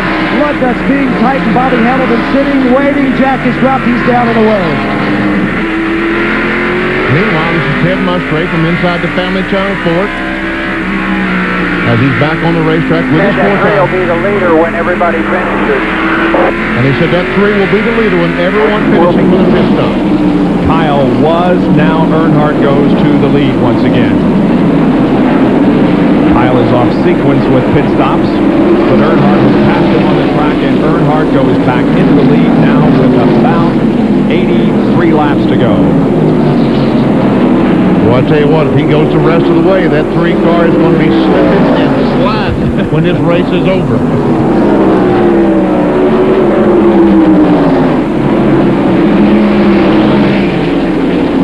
Trying to put a lap on Bobby Hamilton, put him 2 laps down. Just ahead is Derek Cope in the 12 car. He is in 30th position, 4 laps down. Back with more from North Wilkesboro in a moment. Alex Karras Lincoln Mercury has just received a special allocation of new cars with special discounts so we can pass those savings on to you. Like this brand new 95 Grand Marquis, fully equipped for only $19,995. Or buy this brand new Lincoln Town Car, fully equipped for only $32,995. Now this sale is good only at Alex Karras Lincoln Mercury, and we're located 2 miles north of the Sarasota-Bradenton Airport on U.S. Highway 41. Don't miss out on this special sale.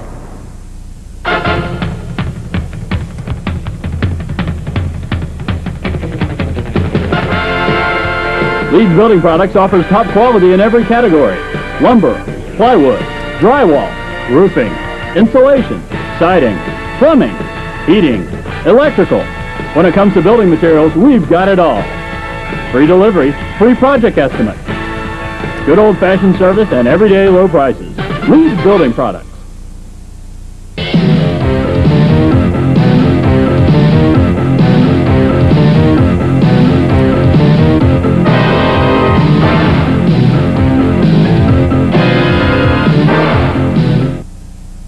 Following today's First Union 400 from North Wilkesboro, you'll meet the drivers for Hendrick Motorsports. Ken Schrader, Terry Labonte, and Jeff Gordon will be our guests here on Shop Talk. You'll have an opportunity to purchase some exclusive new merchandise, so join us after the race today on Shop Talk. That will be at 4 o'clock Eastern Time in less than 1 hour from now. When Dale Earnhardt went into the lead and passed Kyle Petty a while ago, we had our 19th lead change. The record is 20 in 1979, and now Rusty Wallace goes inside of Steve Grissom and picks up 6th.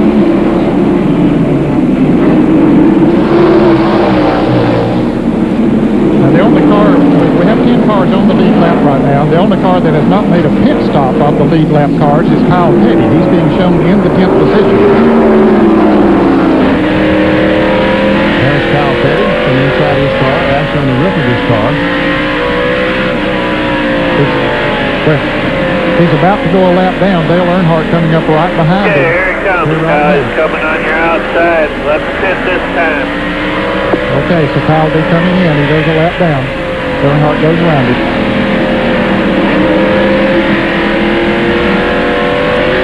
Now we'll watch Kyle Petty as he heads down pit road. He's got to slow to this first white line. Okay, we're ready.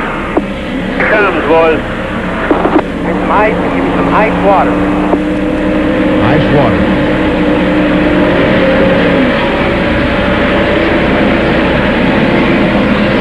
Kyle Petty not feeling well, dehydrated there. That watered the ice and the drink. It won't work. It won't work. Oh, no. Boy, when things go wrong, they go wrong, don't they? Now he's finally getting the drink.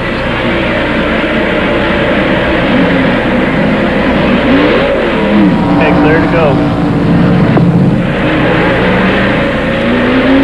The towel that they handed Kyle was full of ice. And you simply dumped it on his lap, trying to cool his body down. Up to 85 here today in North Wilkesboro. Yeah, there's the leader right there. Here he is. There he goes. 70.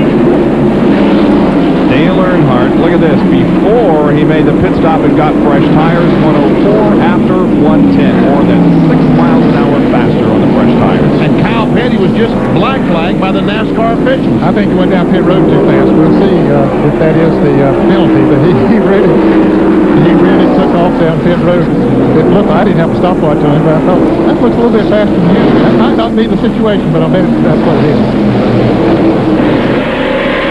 He's coming to the attention of the crew. There'll be a stop and go penalty if that is the case. Okay. Okay, that's what it was. Yep. Now, easy, Kyle. Don't overdo it this time.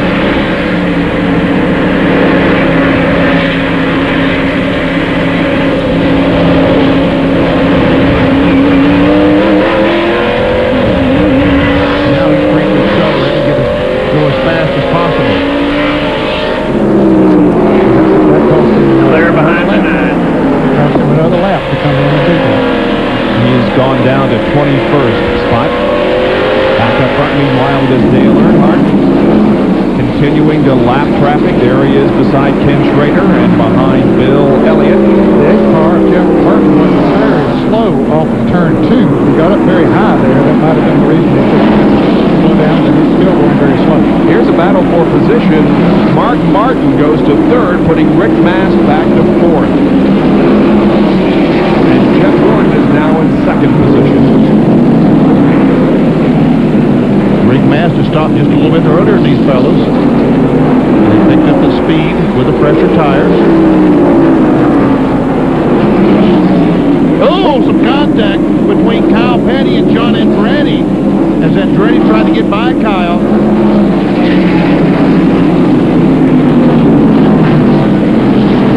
These body men love these last 3 weeks. Darlington and Bristol are here. And we got Martinsville to go. Yeah. Here's a replay of what happened up there in 3, just ahead of Jeff Gordon.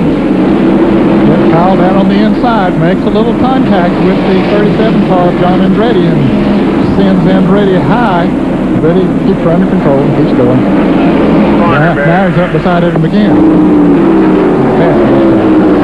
We'll show you where John is running here on our Napa Field summary.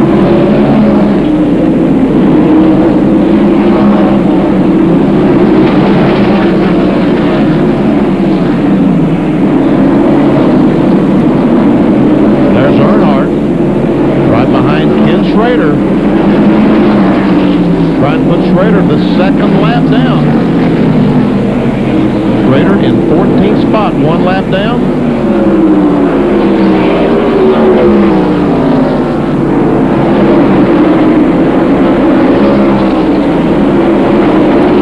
You always read what Schrader's mind right now. It's going, Earnhardt, cut me some slack. There's the brace for position. Yep, sure is. Rusty Wallace trying to take over 5th from Brett Bodine, and he does it. And Mark Martin has just about caught Jeff Gordon. For 2nd. Pretty comfortable lead still for Dale Earnhardt. Back of him, good battle between Jeff Gordon and Mark Martin for 2nd. Mast is 4th, Wallace 5th.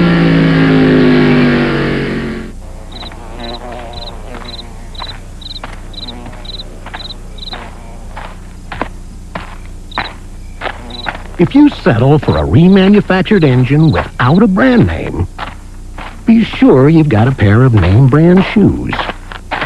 AC Delco Engines, the national brand name with the nationwide warranty. Call for a location near you. Of course, if you come in on foot, we'll understand. You know, at AutoZone, we know our customers work just as hard as we do. So we're open when they need us, at night and on Sundays. And since 2 million folks each week count on AutoZone for what they need when they need it, we're not about to let them down. That's why we carry so many parts and why we price them so low every day.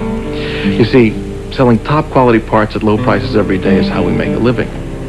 But helping customers, well, that's how we make friends. This NHL season, it's all crunch time.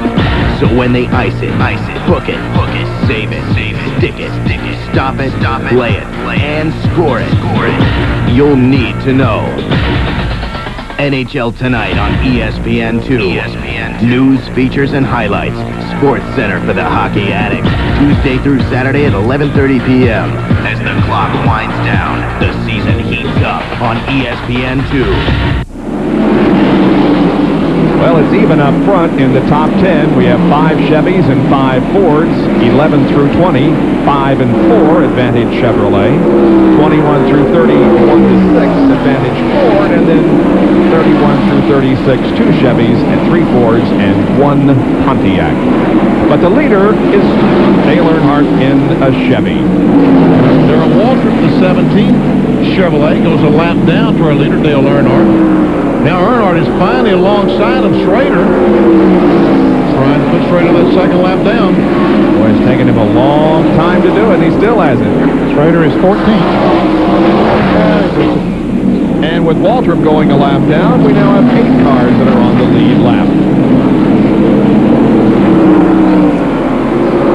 6.7-second interval between Earnhardt and Gordon, first and second.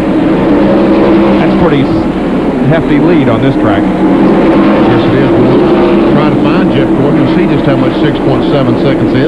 There he is. And the interval between second and third is 3 car lengths. It's not very much. Yeah.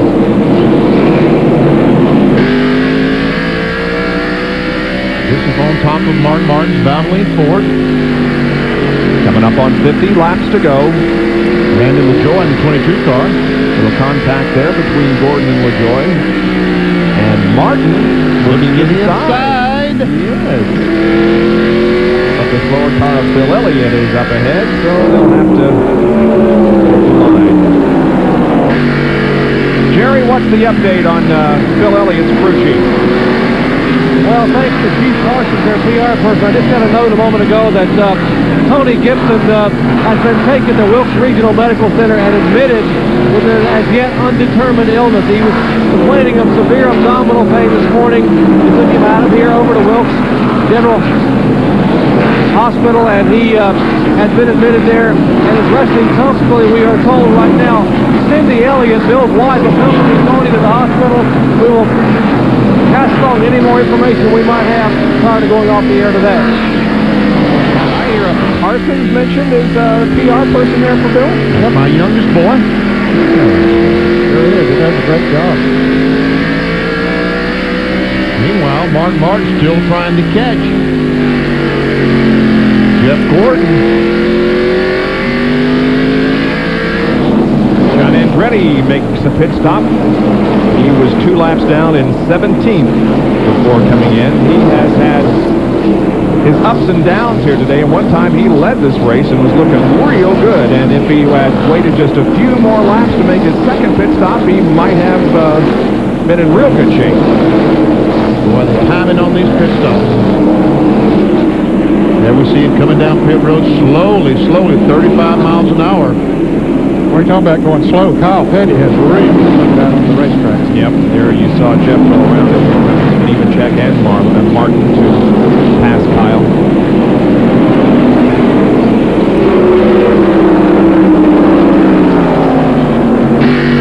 And now you see Jeff Gordon has been able to put a little distance on Mark Martin. As a matter of fact, he has 2 cars. Oh, we see the 41 car of Ricky Craven smoking. Craven way up high on the racetrack in turns 1 and 2 to allow everybody to go underneath. Here's Brett Bodine coming in for his final pit stop of the race. He drops from 7th position. Bill Jarrett had just made a pit stop.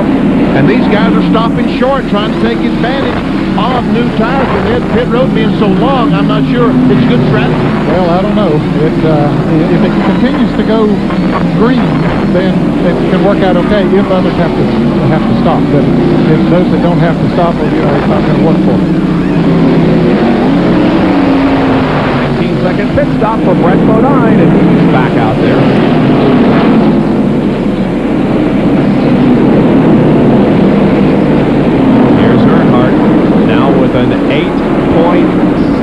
second advantage on Jeff Gordon. Look at this.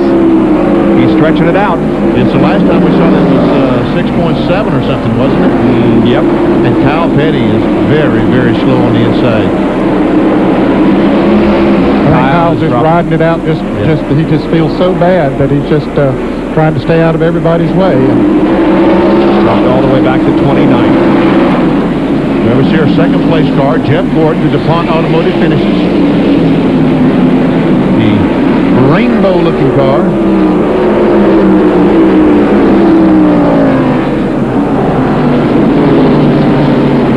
And there's our leader, Dale Earnhardt, the Goodwrench Chevrolet. With 360 laps completed, we're less than 40 from the checkered flag. Will Earnhardt win his first of the year? We'll be right back. Okay, no one really wants to talk about tires, but you know what? Firestone's having this big sale, and I'm talking about it. Don't touch that remote. I'm looking at tires. The big, the bad, the walk-on water. I'm looking at sale prices, too.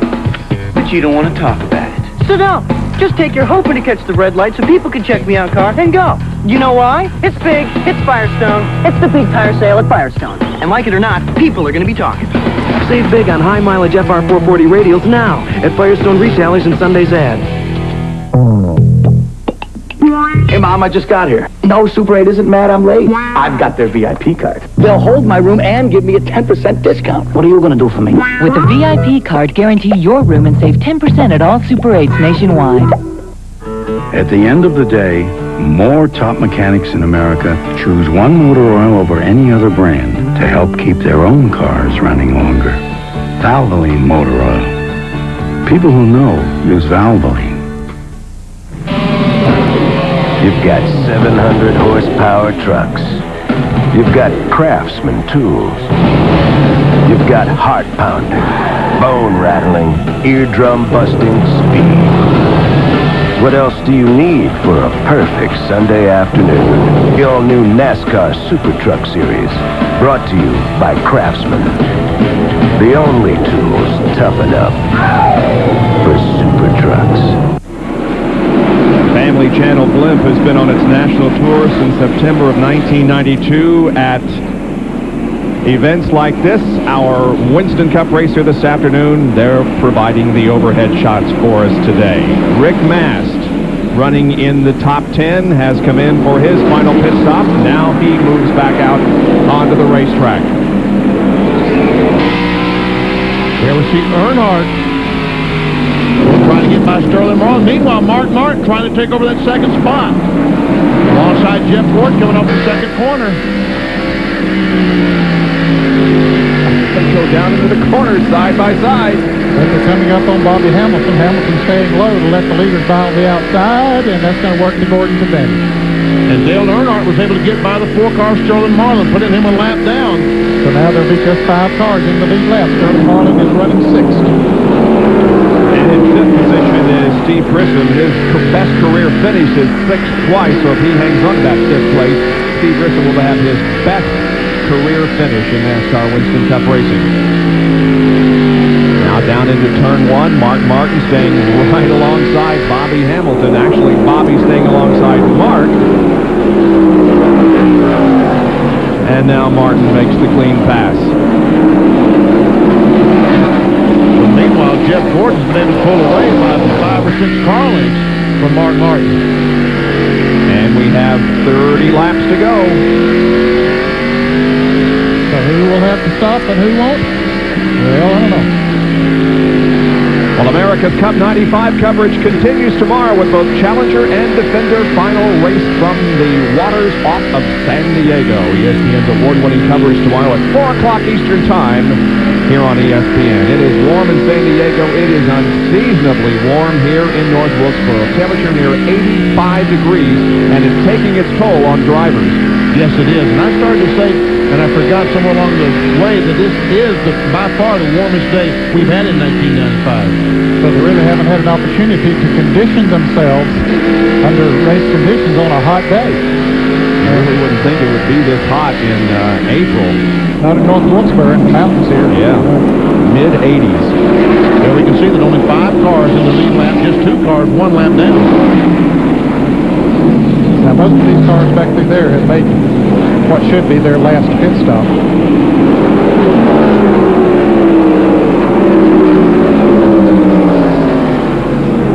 Jeff Gordon almost a half straightaway behind Dale Earnhardt. These guys are going to stop here, Mark Martin. I would think that they should be stopping pretty soon. Yep, There's no point waiting on Earnhardt to stop. No. John Kernan has an update on the Todd Bodine story that he told us about earlier. Well, remember his crew chief, Troy Selberg, what he said, they only had those 2 tires. Just a few moments ago, saw a crew member, 4 brand new Goodyear Eagle tires headed up to Todd Bodine's pit. So they've got 4 new tires. Now let's go to Dr. Jerry Punch. Oh, you know, we mentioned that Kyle Petty was struggling today in the car number 42. His teammate isn't having much better luck. Greg Sachs has gone out in the car number 40 due to total exhaustion. He has been overcome with fumes. They have taken Sachs to the infield care center. Actually, he climbed down on the car and laid on the ground and decided to go ahead and push the car to the garage area. They have since taken Sachs to the infield care center. We have been told he is awake and alert and is absolutely overcome with fumes and exhausted, Bob. Yeah, it's, as I said, it's taken toll on drivers here this afternoon, this hot weather that we're having. Well, there was Earnhardt, and now let's see where... There goes Gordon. Ever see Mark Martin? Our 4th place car is Rusty Wallace. And he's closely followed by Steve Grissom, our 5th place car. And Dale Earnhardt is less than a straightaway behind him. Put a lap on him. By the way, the 3-car Earnhardt has led the most laps here today, so those 5 additional bonus points go to Earnhardt. 2 laps to go. Then if Mark Martin and Jeff Gordon are going to have to stop, they're going to stop pretty soon. Yep. And it's here to go. You're right. Rusty's been pretty impressive on this short track. 9 wins in the last 21 races, and in the top 5 here this afternoon with 20 laps to go at North Wilkesboro. This spring, Napa is celebrating its 70th anniversary with low prices on some great parts and accessories. Pick up Napa motor oil for only 89 cents a quart, a Napa lawn and garden battery just $17.99, or buy Napa SensaTrack shocks or struts and get 60 minutes of free long-distance calling. So stop into Napa soon, your complete auto parts source since 1925. We keep America running. We keep America running. With all the motor oils on the shelf, how do you know which one to choose? Some people even think they're all the same. Then why do you suppose one brand of motor oil is the #1 choice of America's top mechanics for use in their own cars? Which brand? Valvoline. People who know use Valvoline. And for extra engine protection, try Valvoline DuraBlend Synthetic Blend Motor Oil. For entertainment on a grand scale, the MGM Grand Hotel, Casino, and Theme Park more than lives up to its name. Here, the spectacular is an everyday event, and every event is a spectacle. George Foreman defends his title against Axel Schultz. April 22nd is the Grand Garden, the ultimate heavyweight bout in the ultimate boxing venue. Only at the MGM Grand. The Lion of Las Vegas. Proud to take. A safari rarely lasts longer than a few weeks, unless it's a safari maintained with genuine AC oil filters, because over hill, dale, and wadi, no other filter can track down, trap, and capture more dirt. So, AC oil filters keep your engine in the hunt for a longer life. Call 1-800-AC-DELCO. It's like buying time. When it's a matter of survival, it's AC filters. At 4 o'clock, at the conclusion of our coverage of this first Union 400, Shop Talk, featuring Eli Gold with Jeff Gordon and other members of the Hendrick Racing Team, Terry Labonte and Ken Schrader. That's at 4 o'clock, right after our coverage here at North Wilkesboro. At North Wilkesboro, Dale Earnhardt has the lead of the race, and there are less than 14 laps to go. No sign that he'll be coming in for a pit stop, but Kyle Petty has given it up for the day. The crewman has climbed in the right side of the car. Kyle simply cannot take care of himself. He's so exhausted. They're trying to take his helmet off, put some ice, and as a matter of fact, if he sits there, he can't finish any lower than he is right now. So they don't need to take the car back out there. No reason, because he's far enough ahead of the next place car. He's in 31st place. He's far enough ahead of the next place car that nobody can. He can't pass anybody else, and he can't pass him. So Craig Sachs has been taken in for some observation because of exhaustion, and Kyle Petty suffering from the same thing. Now 11 laps to go for Dale Earnhardt, and he isn't being caught. Nobody's coming up on him, so there's no reason to make a pit stop because everybody's about in the same shape as far as tires are concerned. There is the second place Jeff Gordon. Right behind him is third place Mark Martin. Martin now coming up to the inside of Jeff Gordon. You know, these fellas are going to run 86 laps on the set of tires. You know, that's a lot of laps for tires they said would not last much more than 70, 75 laps.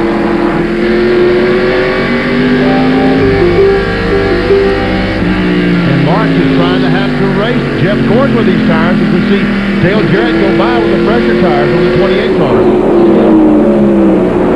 The short track season will end 2 weeks from today at Martinsville, Virginia. The first half of the short track season will be there with live coverage of that race also.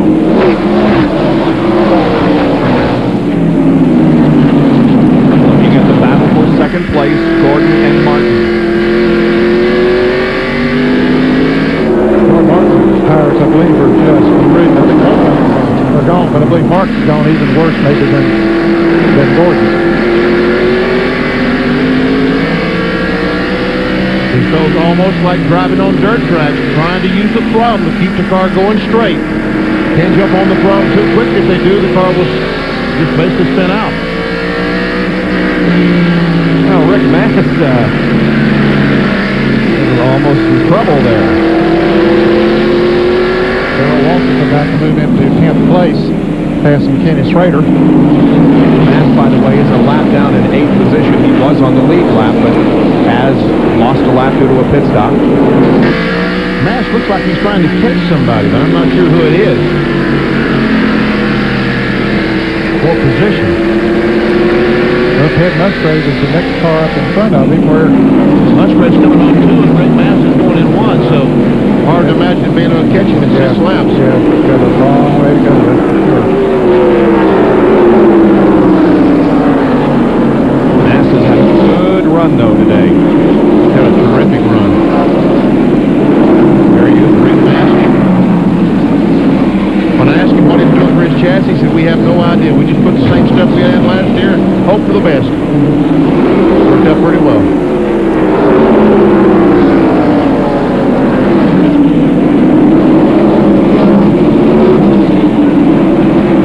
Meanwhile, Dale Earnhardt just 3.5 laps to go. There we see Earnhardt behind Jimmy Spencer. Oh, Spencer almost loses right in front of Lisa. Must be something. And Robert Presley were testing some space out there on the racetrack.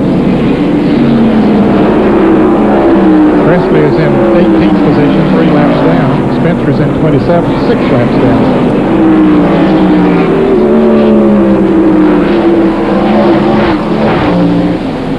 Running back in 4th and 5th, the 2 and the 29. Rusty in 4th and Steve Grissom in 5th position is en route to his best career finish. He is the last car on the lead lap.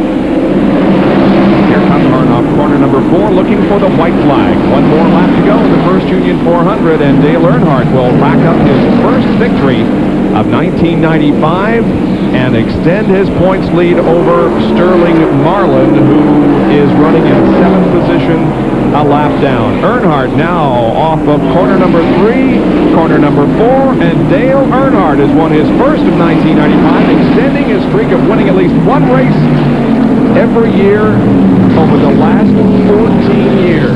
The streak starting in 1982. Here's John Kerner with Andy. High fives, handshakes all around. Andy Petrie getting a hug from Patrice. Andy, First win for you guys this year. Congratulations. You did it in pretty convincing fashion.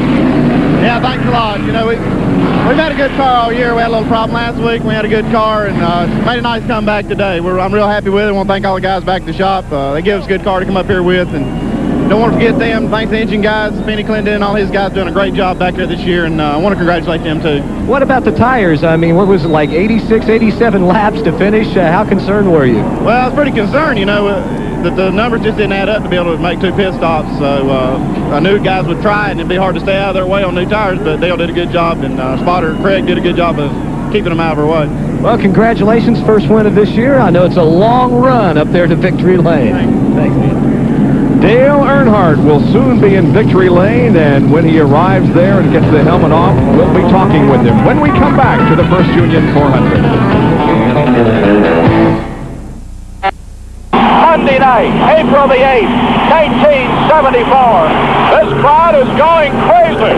Henry Aaron is coming to bat. TBS presents the real story of Hank Aaron, the man who hit everything life threw at him. Hank Aaron, Chasing the Dream, a world premiere television event, coming April 12th, exclusively on TBS.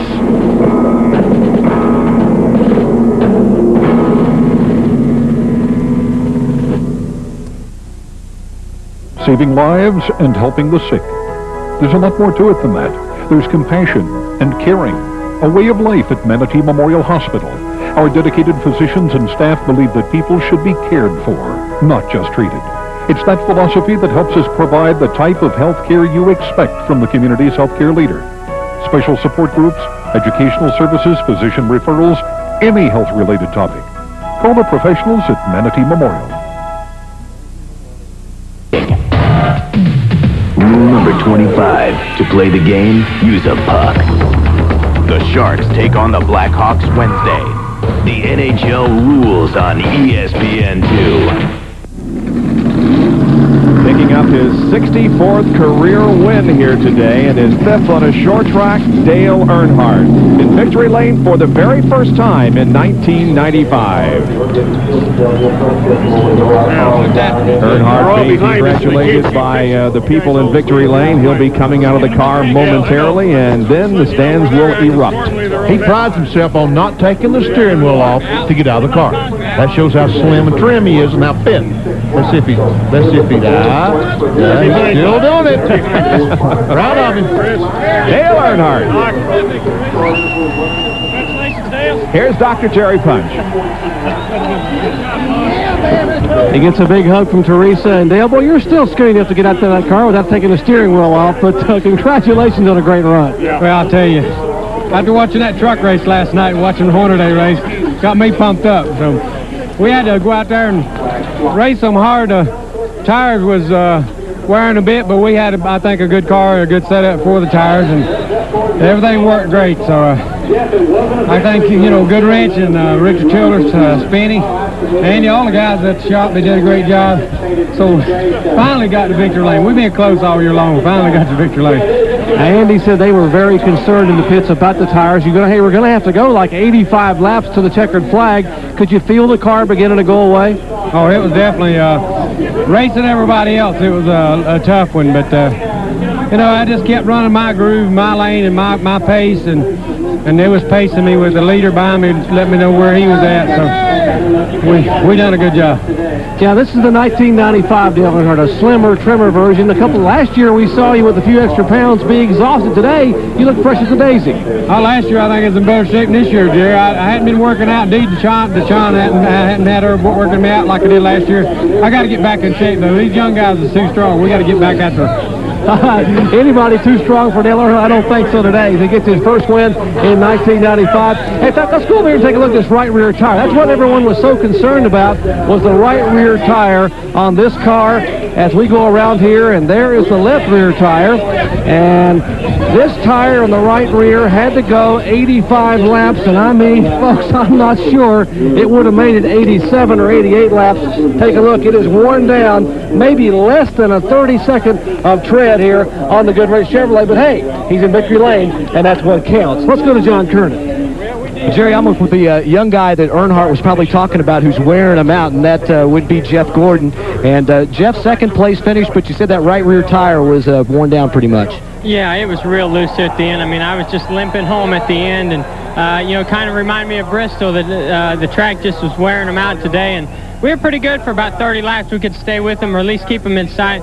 That last pit stop was a good one, but Earnhardt had a little bit better one out there, and we just didn't have anything for him. But this is a great run for us. To sit on the pole, run second at North Wilkesboro, that's a dream come true for us. Yeah, and you've also moved up to third in the points now. That's great. It's tight back there. This is what we needed. We kept, winning one, then crash or have a problem, and we need to break that string and have two good ones in a row. And, I tell you, this team is just really strong. We've gone through some growing stages early in the season, and now, we're right on track. All right, that's Jeff Gordon's second place today, Bob. And it's his first top 5 finish here at the North Wilkesboro Speedway. We'll show you the full field results as we get set to take another break. We've still got about 22 or 3 minutes here before we have to leave the air, so we'll be able to bring you a few more driver interviews before we have to sign off and turn you over to Shop Talk at 4 o'clock. So we'll take the break here and be back with more post-race at North Wilkesboro, where Dale Earnhardt has won his first of the year. When it comes to roping a steer, folks in Grand Junction, Colorado will tell you that Ron Markin can ride with the best of them. And when it comes to overhauling an engine or rebuilding a carburetor, well, he can do it all. You see, when Ron's not riding a horse for fun, he's turning a wrench for a living. So he buys a lot of parts, mostly from AutoZone. Sure, there are other parts stores in town, but Ron knows that when you want the right part for the right price, there's just no place better than AutoZone.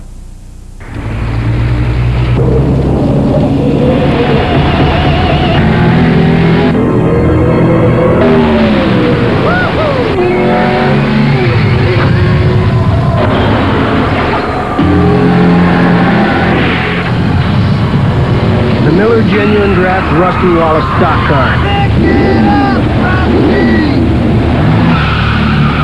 Awesome. One opened up.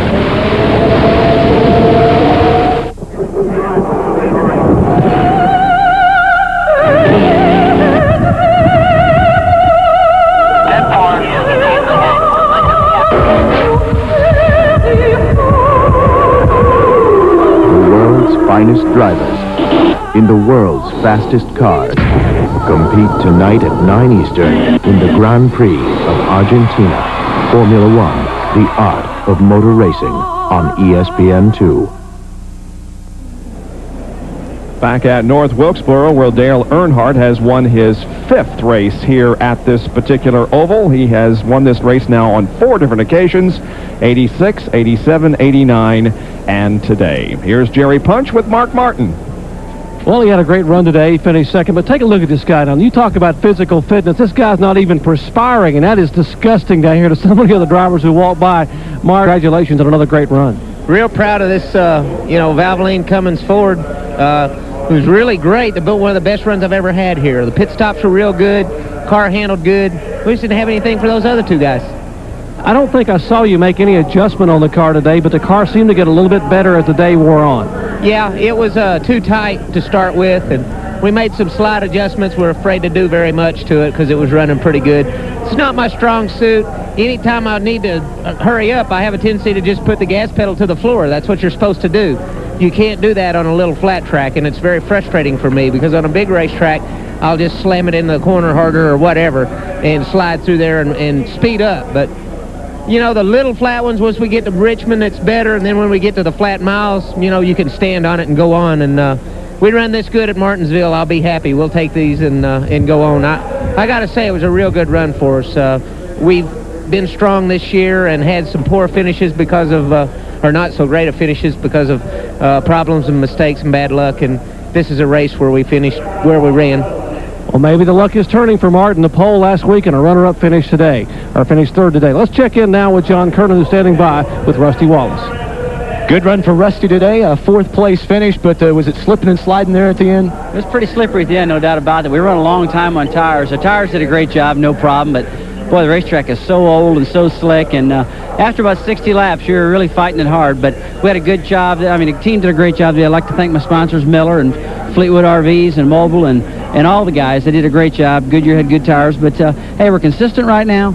We're gaining points, and that's what we need to do. We lost a lot of points early, and everything's going good right now. This Penske-owned car is doing great. Now, I understand your brother Mike, after he had his problems, fell out and gave you some tires. Is that a weekly arrangement, a brotherly love thing? Well, I think if I'm going to need some tires and Mike's out, that'd be the first place I'd go, no doubt about it. I mean, it was a war out there today trying to find tires, and so NASCAR just kept holding tires and rationing. It was really a bad deal because they give them to you so late, you glue the lug nuts up, and the lug nuts would all fall off. And I had some problem with that today. But other than that, it was a smooth day. Yeah, it was a pretty smooth day. A fourth-place finish for Rusty Wallace, Bob. And you saw was his third top 5 short track finish of this year, his 9th straight. Let's take a look at the points. Dale Earnhardt now has a 56-point advantage on Sterling Marlin. Jeff Gordon moved up 1 position. Mark Martin lost a position, and Terry Labonte stayed the same. 6 through 10, here's the big mover, or one of the big movers. Rusty Wallace moves up 3 positions to 6th. Musgrave up 1, Jarrett down 1, Grissom up 4 to 9th, and Derek Cope lost 4 positions. And Steve Grissom has missed a race this year, Bob. That's right. And still is now in the top 10 in the point standings. Quite amazing. And we'll show you 11 through 4 in the point standings. Kenny Schrader's in 15th spot. Michael Walter, Brett Bodine, Bobby Labonte, Jeff, and Bill Elliott. These points, now we're getting to the point that it becomes very critical for provisionals. Next week in Martinsville, there'll be 4 provisionals available, and they go to the team that's highest in the point standings. And you can see how close they are back through the line. They're very close, even down through 30th position, Ricky Craven. And that's why some of the drivers that are not making races right now, it's going to be even tougher for them to make them in the future because they continue to slide backward in the points, and as you indicated, that's what the provisionals are based on. You know, some people will say that Steve Kinzer has another provisional available. Hey, look at this. Hi there. Hi. But he's not high enough in the points to take advantage of that provision. That is correct, yep. Well, we thank you for being with us, and we'll be back with more in a moment.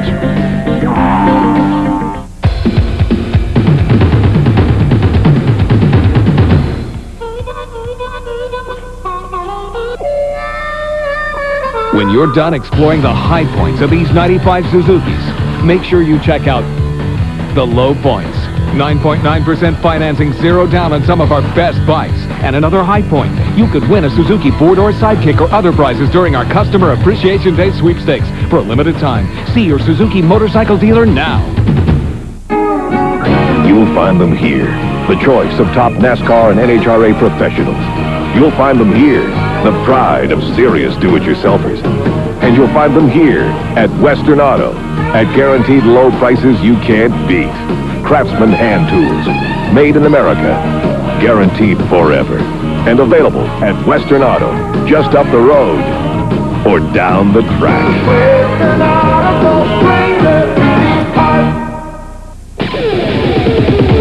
With all the motor oils on the shelf, how do you know which one to choose? Some people even think they're all the same. Then why do you suppose one brand of motor oil is the #1 choice of America's top mechanics for use in their own cars and trucks? Which brand? Valvoline. People who know use Valvoline. And for extra engine protection, try Valvoline DuraBlend Synthetic Blend Motor Oil. A news update. Is it true that the All-Star Steakhouse uses only top-quality beef? Yes. Is it true that the steaks are cut on the premises daily? That's true. Is it true that the All-Star has 2 giant screen TVs and 7 27-inch TVs? That's true, too. Do you have a kids menu? Of course. Do you accept credit cards? My answer is here. Is that all? You serve Chinese food, too. Sorry, we don't have. The All-Star Steakhouse. Great steak. Reasonable prices. Alex Karras Lincoln Mercury has the finest selection of pre-owned cars, sold and serviced since they were new. We only keep the very finest. We wholesale all the rest. They're all fine, beautiful used cars, and they're all low-mileage cars. So if you're looking for a fine pre-owned car and pay the lowest possible price, then you come to Alex Karras Lincoln Mercury, where you'll find a wide selection. We're located 2 miles north of the Sarasota-Bradenton Airport on U.S. Highway 41. Don't miss out on these beautiful cars. First Union 400 from North Wilkesboro, you'll meet the drivers for Hendrick Motorsports. Ken Schrader, Terry Labonte, and Jeff Gordon will be our guests here on Shop Talk. You'll have an opportunity to purchase some exclusive new merchandise, so join us after the race today on Shop Talk. That's about 13 minutes from right now. The winner here this afternoon is Dale Earnhardt. The good doctor is with fifth place finisher Steve Grissom. And Steve, back in the garage area, continuing to get congratulated by fellow competitors as well as crew members. Steve, outstanding effort today. Yeah, I tell you what, anytime you can run 400 laps, finish on the lead lap here at Wilkesboro, and we've cranked the car up and driving on the trailer, you've had a pretty good day. And fortunately today we wound up, got the Meineke Monte Carlo in top 5 finish. It's best for myself and this team in Western Cup. Big points move from 13th spot to 9th spot. And you even missed a race. I mean, that's incredible. That shows what kind of season you've had thus far. Yeah, I tell you, we've had an awful good start to our year, and it's not when Buddy come over back at the first of the year and said, hey, we're going out to finish in the top 10, try to do that on a consistent basis, and somewhere around halfway point of the season, start looking at top 5s. But, you know, we're just trying to get ourselves in position to win. That's our whole deal, and just run to the finish, gain as much experience as we possibly can, and be as consistent as we can. Folks, remember this name, Steve Grissom, a 6th, 2 7ths, an 11th, and now a 5th thus far in 1995. This kid could be a factor. Let's go over to John Kernan, who's standing by with Ted Musgrave. Ted Musgrave could also be a factor by the time everything shakes out in the points race. He moved up to 7th in the points with a 6th place finish today, Ted. You know, that's really a good run for the Family Channel Speedster car because North Wilkesboro hasn't been one of my better racetracks, and that tops my best finishes. Matter of fact, both Roush cars finished up in the top 10, so we're pretty happy about that. You know, the points race is awful tough here, and the guys stuck with me today, you know, had a good run. Now, you said at the beginning of the show if you had a good enough run that you and Benny go out to eat. Is 6th place, is that good enough? Well, I don't know. I got to calculate how much money I won versus how much Benny can eat, and we'll see. Maybe he better take me out because I didn't win this one today. Hey! Thank you, Ted. Why is he always picking on me? If it's less than $1,000, I think better go the other way. You notice something that all the drivers are doing, though, when they finish on Ted Musgrave was the only one who didn't. All the drivers, when they finish the interview, takes a drink. Yeah. Because they're just exhausted, dehydrated, and trying to get all that fluid back in their body. We set a new event speed record here today. The average speed of this 400-lap event was 102.429. What, is this your idea of excitement? Let me tell you about exciting, okay? Driving around a racetrack at over 200 miles an hour, that's exciting. These are just flakes. Well, what do you think? These are really good. They're crispy, too. Really? Yeah, they're mighty good even with nothing on them. What are they? Hey, Charlie. Yeah. Kellogg's Corn Flakes? How could I be so dumb? You got 500 miles to think about it. Kellogg's is proud to sponsor NASCAR champion Terry Labonte. John, how you doing? You know AutoZone customers are pretty special. I mean, they take great pains in doing a job just right. So they know exactly what they want. That's why we carry so many parts. And also why we price them so low every day of the week. Because you gotta admire a guy who'll tackle a job like putting in a starter, a water pump, a rack and pinion. And you gotta give a guy like that exactly what he wants. The right parts and the right price.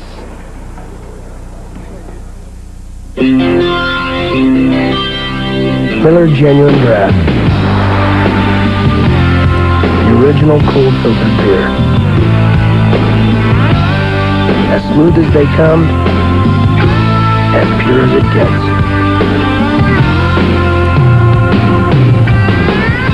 For those who've discovered its smooth draft taste, the world's a very cool place.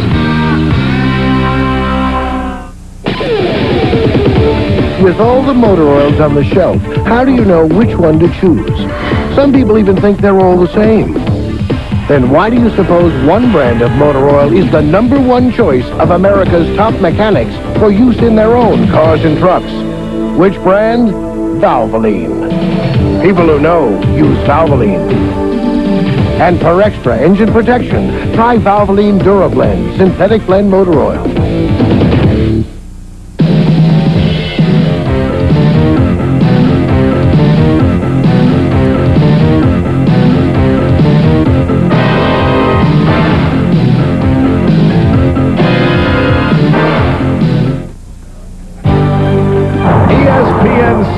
Coverage of the First Union 400 being brought to you by cold-filtered Miller Genuine Draft. making the world a very cool place. By Valvoline, the #1 choice of America's top mechanics. And by Kellogg's. Kellogg Cornflakes is proud to sponsor NASCAR champion Terry Labonte. We'll take the weekend off next weekend for Easter, but we'll be with you 2 weeks from today at Martinsville, Virginia for the Haynes 500 NASCAR Winston Cup race.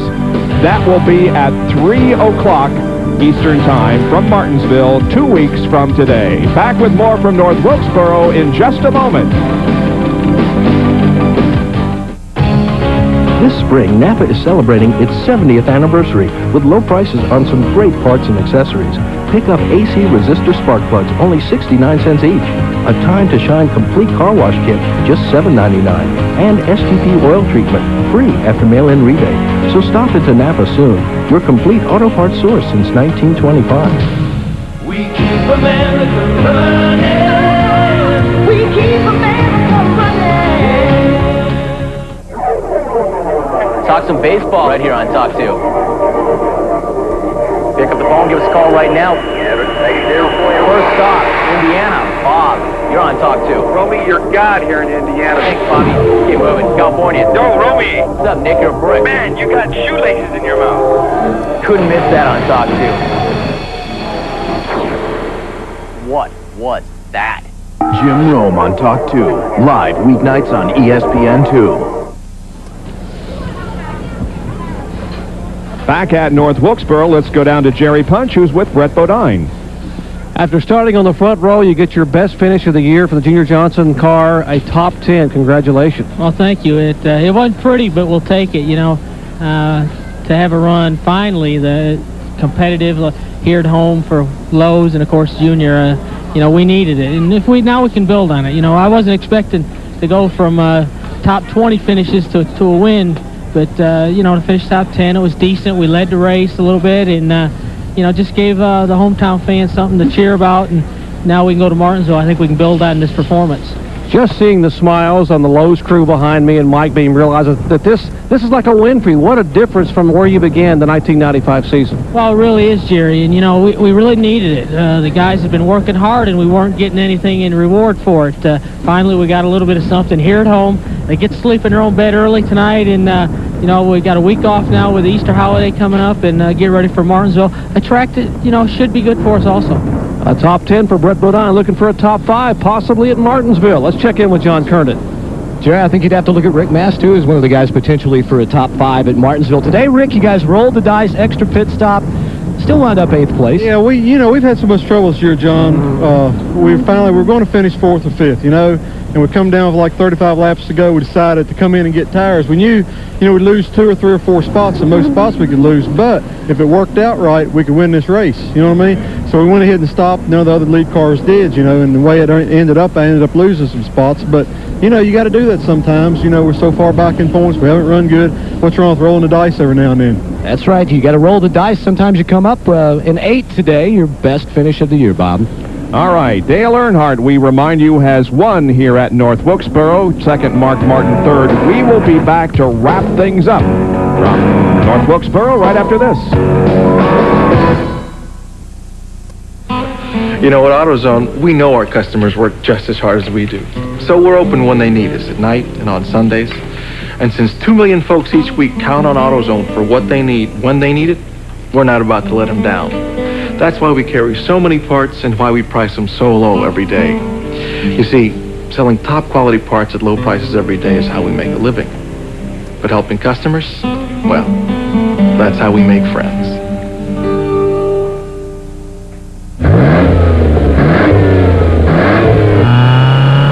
With new spark plugs, you get improved performance for a while. But only Bosch Platinum has a pure platinum center electrode that's heat fused for an airtight seal. So Bosch Platinum reaches its self-cleaning temperature faster for full engine power over a longer performance life. Which means you'll replace a lot of other things before you change your Bosch Platinums. Bosch Platinum, the ultimate spark plug.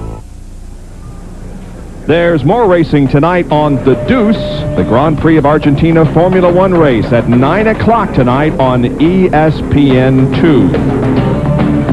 Now let's take a look at the full field rundown from here at North Wilkesboro this afternoon in the First Union 400, where Dale Earnhardt pulled off the victory. Jeff Gordon, Mark Martin, Rusty Wallace, Steve Grissom, all those cars on the lead lap.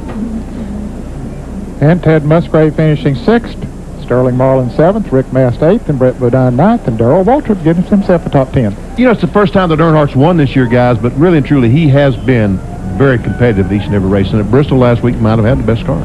Very consistent all during the year, and that except for last weekend, and that's what's kept him at and on top of the point standings. Again, he has a 56-point advantage on Sterling Marlin at the conclusion of this race. We can continue to show you the rest of the rundown here in our race today. Greg Sachs, one of those who went into the hospital. Mike Wallace finishes in 36th position. Here's Dr. Punch.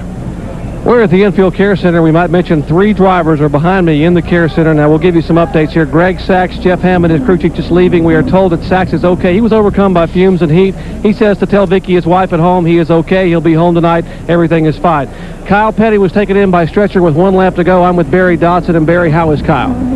He's pretty weak right now. He pretty much passed out in the car, and I tried to get him out. And then once we got to where we couldn't lose any more places on the racetrack, I made him come in and park it and get out. And he feels bad. You know, I talked to him a little bit. He's weak. He said he's shivering. He feels bad for us. And I told him, you know, we had a car that could win the race here 2 weeks in a row. And that's not important. I mean, that's just a car, and that's just another race. And we're talking about people here, and we're concerned about him. We want him to get back healthy. He did a heck of a job. He drove to 3rd under the green. We felt like I say, we had a car that could win again, and that doesn't matter. We'll get over that. As long as they keep having these races, we're going to be fine, and that's the same car we'll take to Martinsville. Kyle Petty getting some fluids behind me. I also need to mention that after the race, Jeff Burton was taken in behind me. He was overcome with fumes and carbon monoxide. He is getting some oxygen behind me inside. Will be released very, very shortly. We are told that all 3 drivers, as we see Ward Burton coming out, going in to check on his brother, all 3 drivers there appear to be okay, Bob. Hot day in North Wilkesboro has put some drivers in the Medical Care Center. The quest for the Cup standings, once again, the top 10. Jeff Gordon has moved to 3rd. Mark Martin back to 4th. Terry Labonte stays the same. Rusty Wallace moves up 3 to 6th place. Ted Musgrave up 1. Jarrett down 1. Grissom up 4. And Cope down 4. There are your top 10 as we head into the final short track race of the first half of the season. That will be at Martinsville, Virginia, the Haynes 500, 2 weeks from today at 3 o'clock Eastern Time, Sunday, April 23rd. Jeff Gordon and other members of the Hendricks Racing team will be up on Shop Talk coming up next here on ESPN. My thanks to Ned Jarrett, Benny Parsons, John Kernan, and Dr. Jerry Punch.